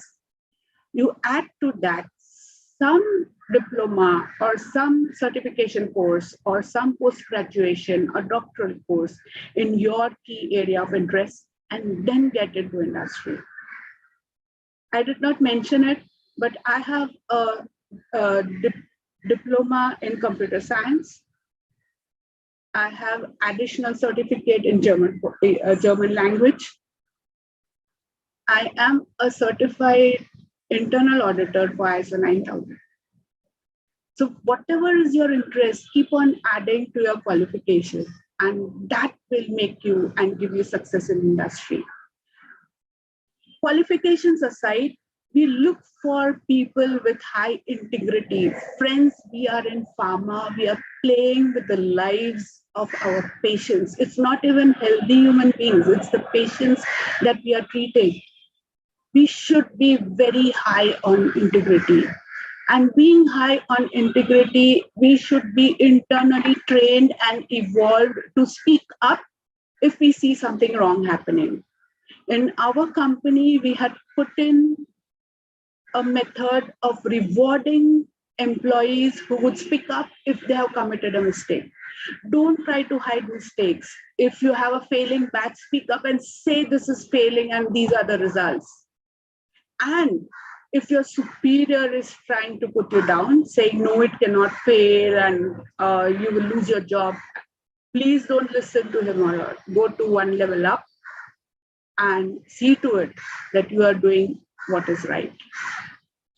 We need people with good technical understanding, good subject knowledge, of course, good soft skills, appropriate behavior. And one thing which US FDA has hit India very, very hard is on the quality culture. They say India has a poor culture of quality. We could not understand that in the first instance when they told us. Well, how can it be? We Indians, our culture is the best in the world. How can you say we are poor on quality culture? So they gave us the definition of quality culture is doing the right thing when no one is watching. Do we do that? And my inner answer was no. We break signals left, right, and center, don't we?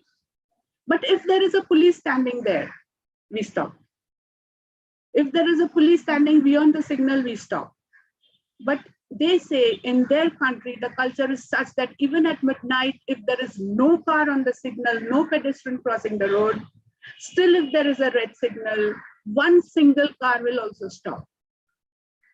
And we ourselves, when we go there, we adopted that culture. Why can't we imbibe that culture here in India? So this is something which is very, very important.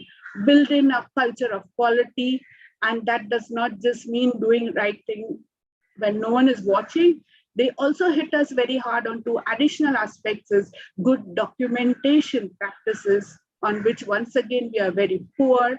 We have this, they call it actually the Chalta Hai philosophy, that yes, I will do the experiment now, but I will note down my results later on, and my professor will sign off the journals in his or her cabin. No, that's not acceptable in industry.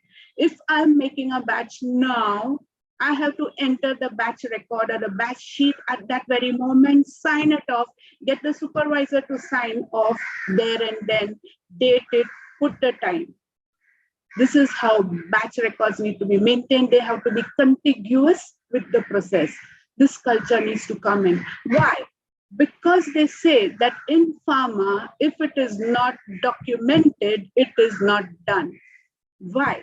Because in pharma, all audits which are done retrospectively are done through documents and documents alone. So documentation has to be a culture and it has to be done in a perfect manner. I mean, there are a couple of days sessions on good documentation practices. If you are interested, you all can attend them and learn more about it. But this is a very key aspect, which is not just the responsibility of the quality assurance to check the documents. It's the responsibility of each and every individual working in pharma industry to see to it that they're following good documentation practices. And finally, the validation part.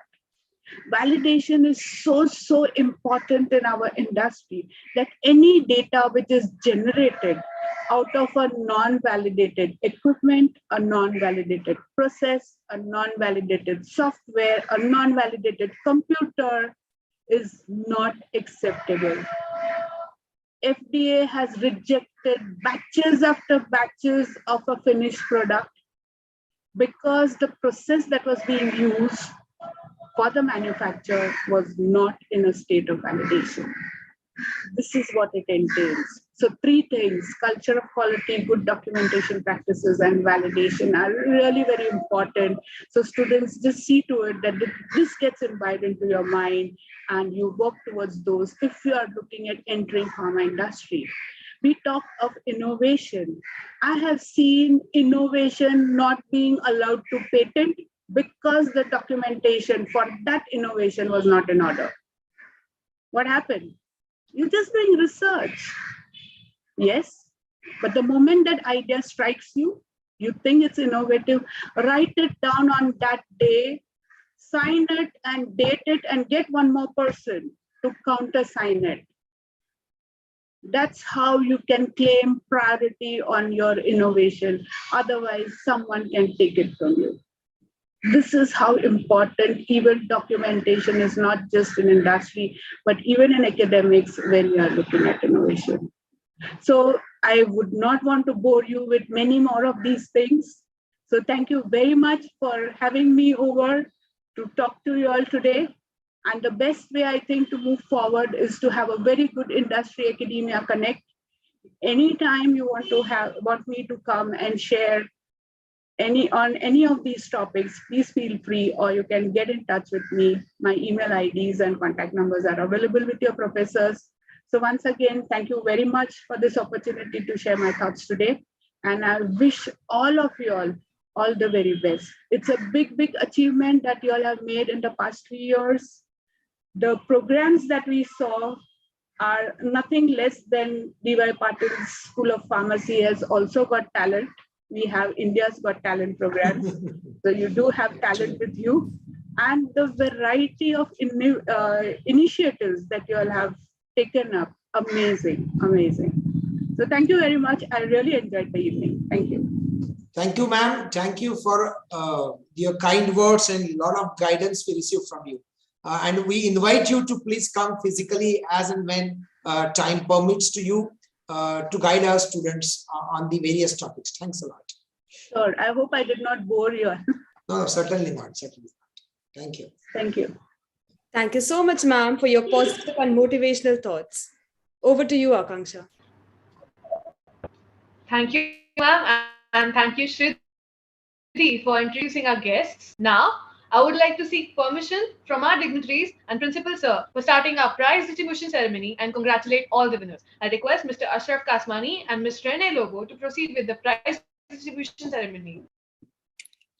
Good afternoon to one and all present here.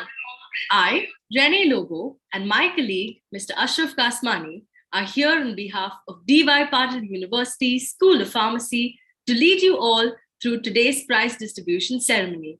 Before starting the ceremony, I would like to thank everyone for participating in the various events that have put together NAVITAS-2022, and I would like to warmly congratulate all the winners in advance. Now, I would like to seek permission from our dignitaries and principal sir to commence with our prize distribution ceremony. Thank you so much. Commencing with today's prize distribution ceremony, we, the students of D.Y. Patil University School of Pharmacy, had organized many events and contests in our annual fest, Navitas. Starting with the Pharma Talent Hunt Contest, a national level contest, which is based on our pharmaceutical curriculum that helps students keep records of their academic preparation. I would like to announce the winners for the same. The first prize goes to Siddesh Welkar from SPPU University. The second place goes to Vikneshwaran from Wells Institute of Science, Technology and Advanced Studies. And the third place goes to Adan Siddiqui from HK College of Pharmacy and Amay Jahagirdar from Dr. L.H. Hiranandani College of Pharmacy. Congratulations to all the winners. Our next contest was the regional level debate, where many students from different colleges participated with uttermost enthusiasm. This contest was conducted between students to build their self-confidence and improve their communicative and speaking skills.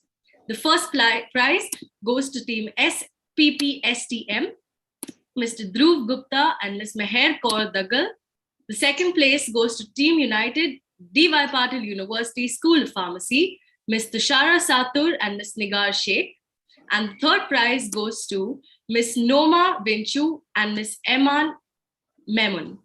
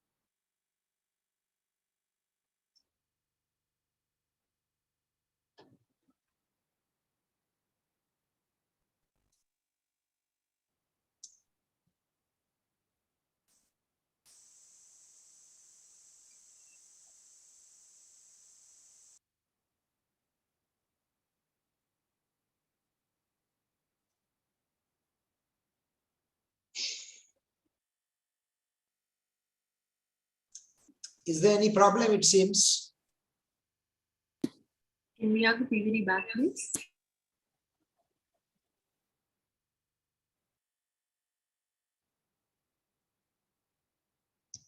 Thank you so much. The winners for fruit and vegetable carving, the first place goes to Miss Adiba Sheikh from FYD Farm. The second place goes to Miss Faria Rizwani from third year B Farm. And the third place goes to Mr. Nilansh Bhatia from third year B Farm and Mr. Khush Jain from third year B Farm.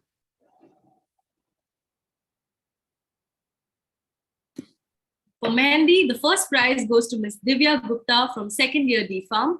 The second place goes to Miss Julie Panchal from third year B Farm. And the third place goes to Miss Anuradha Bhagarwal from first year D Farm and Miss Sonali Dattar from third year B Farm.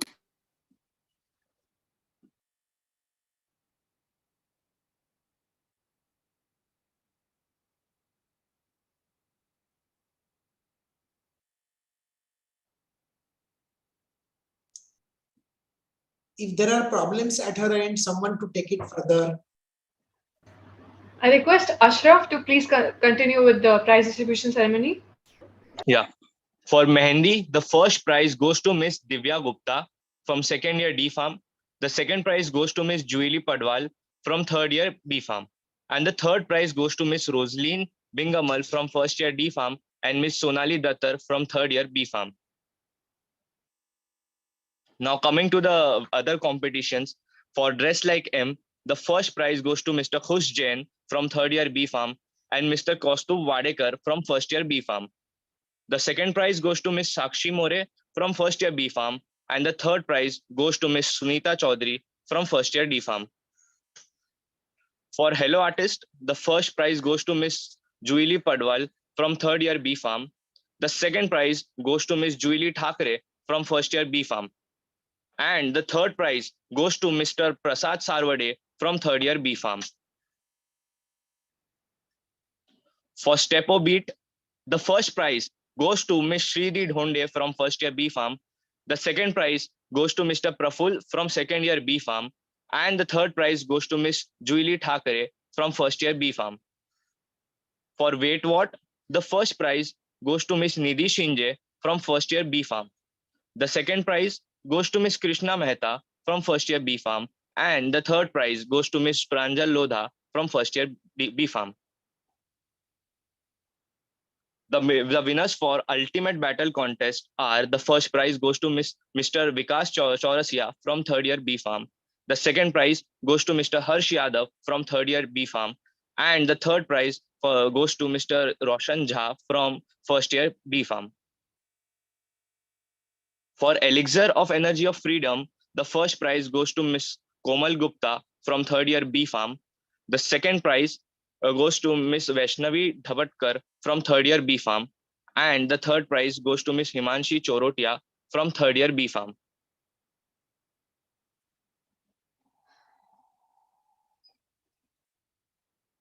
The winners for Stay Fit events are: the first prize goes to Mr. Saurabh Kale from second year B Farm.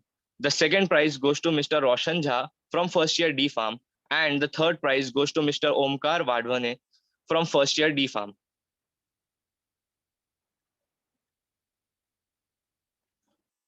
The winners for BGMI contest are: the first prize goes to Team Suraj from FYD Farm. The second prize goes to Team Saurabh from second year B Farm. And the third prize goes to Team Adnan from third year B Farm. The winners for COD Mobile contest: the first prize goes to Team Mandar from third year B Farm. The second prize goes to Team Yash from third year B Farm. And the third prize goes to Team Ujjwal from second year D Farm. I would like to congratulate all the participants for the BGMI and COD contest. The winners for Stumble Guys contest are: the first prize goes to Miss Sakshi More from first year B Farm. The second prize goes to Mr. Kaustubh Kale from second year B Farm. And the third prize goes to Miss Nivedita Shah from first year B Farm. Coming to the fashion show event, the first prize goes to Team Yash from third year B Farm. The second prize goes to Team Bipasha from first year B Farm. And the third prize goes to Team Lochan from first year D Farm.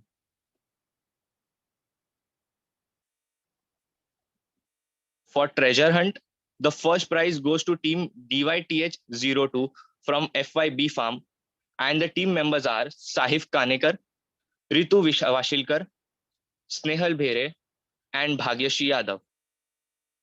The second prize goes to Team DYTH-01 from FYB Farm, and the team members are Rene Lobo, Varun Sangpal, Akansha Thakur, and Kostu Wadekar.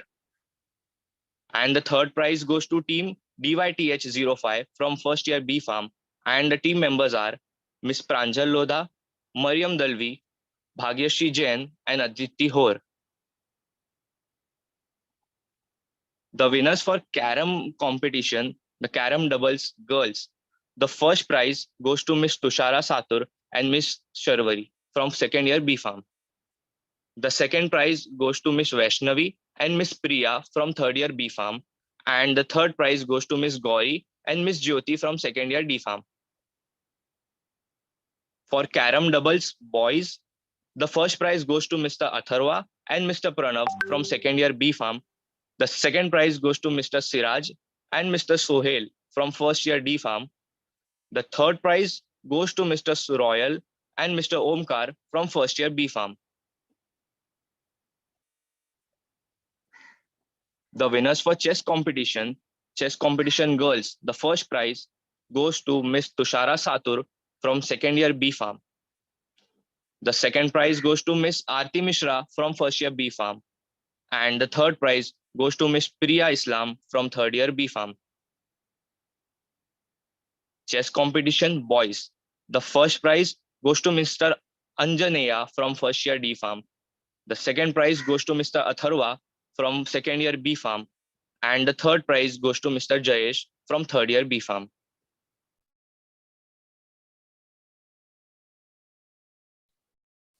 The winners for table tennis girls, first prize goes to Ms. Bhagyashree Jain, FYB Farm. The second prize goes to Ms. Tushara Satur, SYB Farm, and the third prize goes to Ms. Anvesha Singh, third year B Farm. Table tennis boys, first prize goes to Mr. Himanshu Jain, third year B Farm. Second prize goes to Ms. Atharva Gogavle, Master Atharva Gogavle, SYB Farm. Third prize goes to Mr. Varun Sangpal, FYB Farm. Winners for badminton girls, first prize goes to Ms. Sakshi More from FYB Farm. Second prize goes to Ms. Tushara Satur, SYB Farm. And the third prize goes to Ms. Priya Islam, third year B Farm. Badminton boys, first prize goes to Mr. Atharva Gogavle, second year B Farm. Second prize goes to Mr. Anjaneya, first year D Farm. And the third prize goes to Mr. Sanskar Malpani, third year B Farm. The winners for football boys, first prize goes to Team Yashwant, first year D Farm. Second prize goes to Team Kaustubh, first year B Farm. And the third prize goes to Team Saurabh, second year B Farm. Winners for cricket, girls cricket, first prize goes to Team Tushara, second year B Farm. The second prize goes to Team Vaishnavi, third year B Farm. Boys cricket, first prize goes to Team Omkar, first year D Farm, and Team Janil, second year B Farm. And the second prize goes to Team Harsh, third year B Farm, and Team Sanskar, first year B Farm. The best class of the year, I would like Akanksha to take over. Ashraf? Yes. Ashraf will be announcing some special awards from now. Now we have some special awards, and the time and the wait is over. So I would be announcing the best class award for 2021-2022. And I would request and take permission from Miss Dr. Parizat ma'am to announce and declare the award for best class 2021-2022. Yes, please proceed. Yeah, and the award goes to third year B Farm students. Congratulations to all the students from the third year.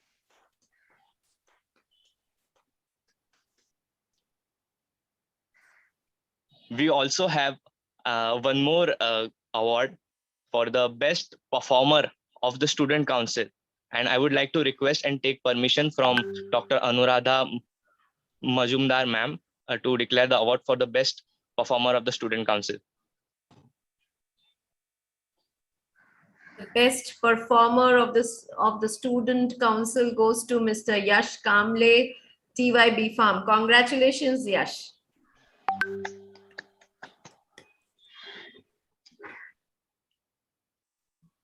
Now it's over to Ms. Akansha.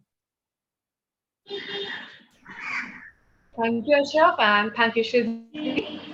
Now, to a special segment of our event. In the modern world of business, it is useless to be a creative, original thinker unless you can also sell what you create. Management cannot be expected to recognize a good idea unless it is presented by them by a good salesman. With this thought, I would like to present a skit on innovation and entrepreneurship prepared by the students.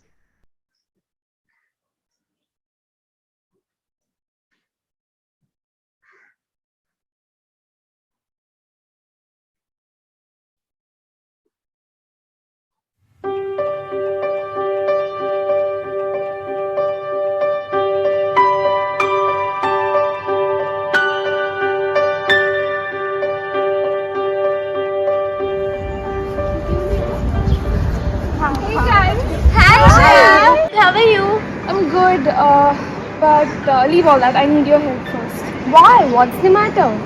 I've got a project from my college on the topic of innovation and entrepreneurship, and I have no knowledge about it. Oh, do you know what is innovation? Look, it can be understood by a process of thinking, generating new ideas, methods, or processes. Yes, absolutely right. Once you have a unique idea to build your business, keeping in mind the financial risk and the greater profit. For example, Bill Gates and etc. Could you give me some information? Yes, let's sit and talk. See, innovation and entrepreneurship are closely related. Entrepreneurship will give you more about your ideas to work on your business in a more systemic manner.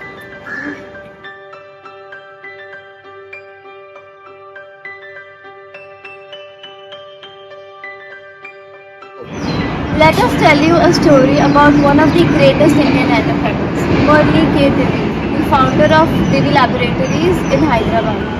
Murli K. Divi was born in 1952 in a small town of Andhra Pradesh. His father was a retired government officer and he used to earn a pension of 10,000 monthly.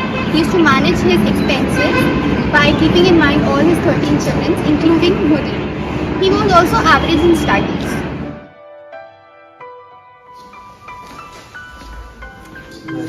Sit, Murli. What is this? Why haven't you written anything on your paper? How will you pass with these marks? I'm sorry ma'am, I'll work harder and next time I won't be giving you any chance to complain. You speak so well, then why don't you study? I'm sorry ma'am, next time I won't do it. Okay, you may leave now. Sorry ma'am. You know he failed his 12th exam twice. Oh really? Yeah, and so his father decided to send him to his brother's hostel at Manipal. Papa, I failed in my 12th exam. What's this? Hurry. I am earning a single every penny with such hard efforts, hard work for you. And this is your result? I was about to send you to a good institution. Now I will send you to your brother's place at Manipal only. Go! I'm sorry father, I apologize. That's not done. In his masters, he received a gold medal and then he was awarded with the best student of tenure. After his post-graduation, in search of job, he came to Hyderabad. His first pay was of 250 rupees at Varna's Hindustan Company. In the year 1976, while he was of the age of 25, he had shifted to United States. There was a great demand for pharmacists in United States and it was very easy to get an American visa for pharmacists.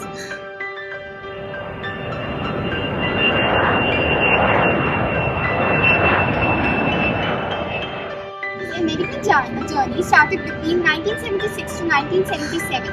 First, he worked as a chemist in San Antonio, Texas, and then he worked as a superintendent in cosmetic technology, and then he Climbing step by step, he worked as a vice president and then the director of that company.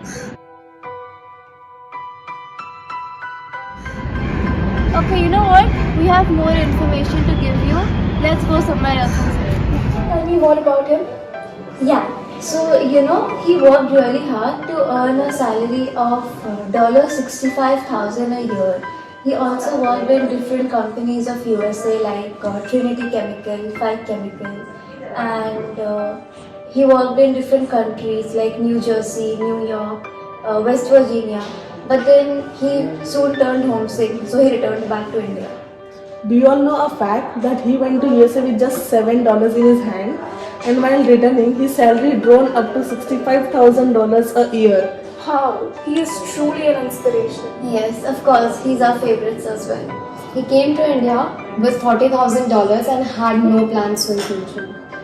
He also worked in the Warner's Hindustan in Hyderabad, and that's where he crossed his way with Dr. Kalamanji Reddy. That's for you today. Hope you like the presentation.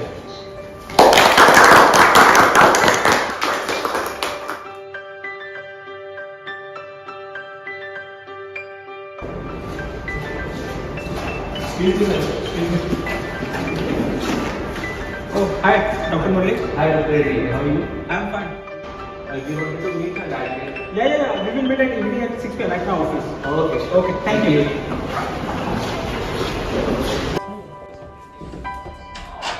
May I come in, sir? Oh, hi, Murli. Have a seat. Yes, sir. How are you? I'm fine, sir. How are you? I'm fine. How was your trip to America? It was amazing, sir. It was fantastic, and I learned a lot from it. I have seen your resume. I have an offer to you. Will you work with me as a partner in my lab? Wow, sir, it's a great opportunity. I would love to work with you as a partner. Okay. Nice to meet you. Thank you, sir. See you, sir. A chemist in America was his greatest asset. They wanted to start a company in India, so they directly collaborated with Dr. Reddy and they started investing in it and buying a company called Cheminar, and they wanted to make it one of the leading companies in India. However, with courage and with the motto to the survival of the fittest, they became one of the few business leaders. They opened up many plants in Andhra Pradesh to meet the demands within the country. With that experience and with the desire to start his own company, he started Divi's Laboratories in Hyderabad in 1990. The company deals with the active pharmaceutical ingredients and the intermediates. Divi's Laboratory is one of the 3 manufacturing companies in the world. He started his company with 100 workers. Now it gradually increased to 10,000 workers. Why is this company so successful? One of the reasons of the company being a base today because it deliberately chose a different way. Murli very early decided that he would only deal in the raw materials and the active pharmaceutical ingredients, either on the large scale for the generic production or in the small case for the testing and the developing drugs. Today, Divi's Laboratories does not manufacture final formulations because then it would change its role from a service provider to a big pharma company. So this decision he had taken right after he had parted ways with Dr. Reddy, a firm which deals with contract manufacturing and generics. During the initial time, the research team began with naproxen, a popular ingredient as the anti-inflammatory drug. But it was a crowded market and Divi's laboratory was the 22nd firm to enter in it. But somehow Murli Devi managed to develop an efficient process of manufacturing the compound and saw opportunities there. When the industry still depending on the traditional methods, Murli switched to more newer and greener methods, like using enzymes instead of chemical catalysts. He designed an efficient method for the production of naproxen. Today, he is one of the world's largest manufacturers for naproxen. What was his pay scale? Murli Devi became the India's highest paid pharma executive in India. He was paid a sum of $588 million. It's not just the conducive market environment that made Murli richer. He has been consistently growing over the last few years. In the 3 years, his Divi Laboratories market price has surged over 400%. What was the status during the pandemic? Under the Atmanirbhar Act and with the support for Make in India products, Divi's lab grew from strength to strength, growing leaps and bounds as the requirements for the pharma products surged amid the COVID-19 pandemic. Murali Devi increased his wealth to $6.8 billion. He increased half of his wealth, approximately $3 billion, in COVID-19 pandemic. Thank you guys. This information will be very valuable for my project, and it has also inspired me to do well in my studies. To start the industry and to work harder and to keep up the standard is not easy. It took years of hard work and determination. His story has inspired me a lot today. It has taught me many things. Firstly, you should always have self-confidence. Secondly, you should never stop taking new challenges. Do everything with which your heart agrees. And most importantly, being down to earth is the key feature to success.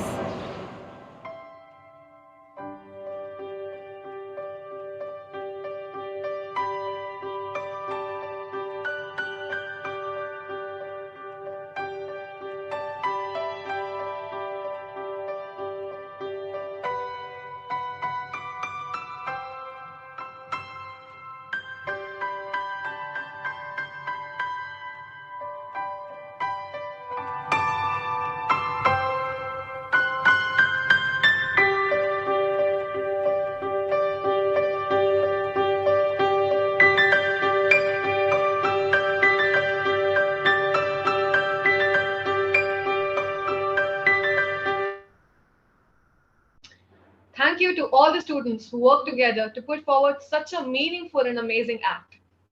Now, for the last segment of our event, music doesn't get in. Music is already in.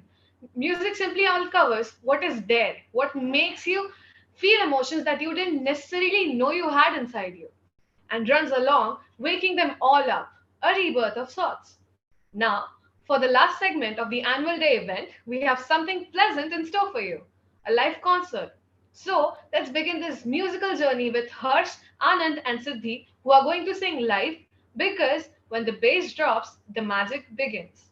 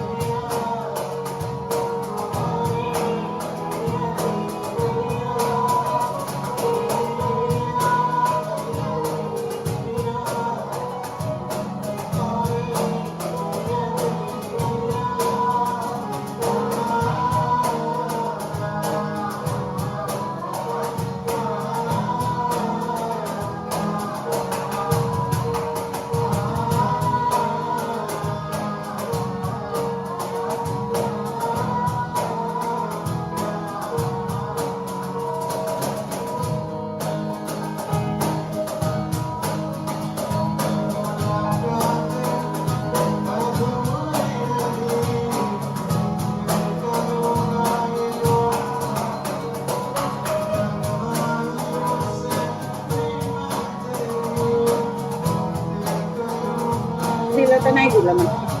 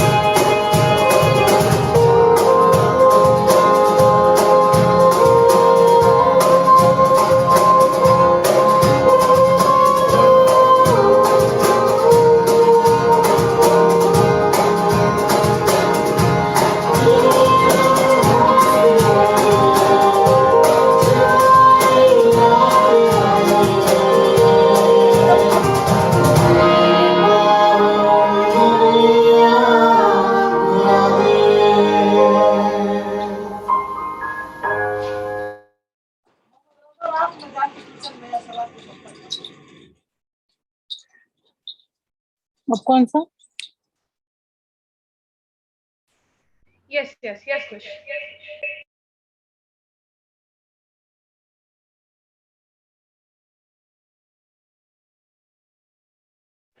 You're mute, Akanksha. So you're on mute.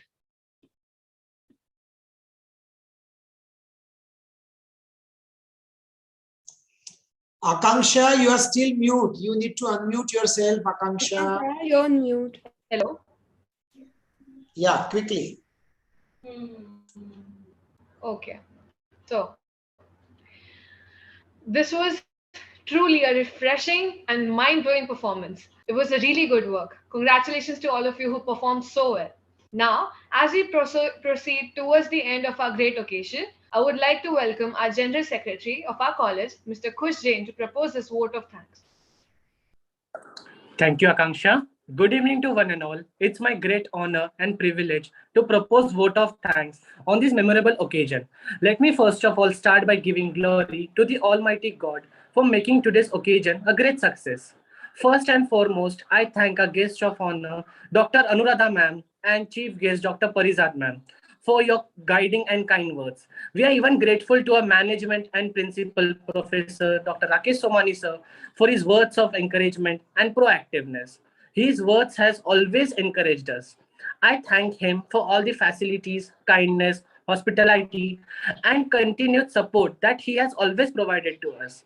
And my heartfelt thanks to our student coordinator, Professor Praveen Naik sir, and all the faculties, teaching and non-teaching staff for their valuable contribution, guidance, and encouragement in all our efforts. My special gratitude to our dear student council members, IPA and Rotaract members. Without you all, this event was not possible. And even all the participants who have shown a great support and participated in various activities. I thank all the supportive invites, parents, judges, and students present over here by accepting our invitation. Last but not the least, I thank all my colleagues for the entire cooperation in making our function a grand success. Lastly, I would like to end this by saying a quote by Winston Churchill that success is not final, failure is not fatal. It is the courage that continue that counts. So, thank you. Thank you, Kush. We are pleased to hear from you. I thank our dignitaries and our entire audience for taking their valuable time and making our final day of Navitas 2022 a successful event. I hereby conclude the end of this session. Thank you very much, everyone. Thank you, ma'am. Thank you, everyone. Thanks the entire student council for a wonderful show. See you. Bye, everyone. All the best. Thank you.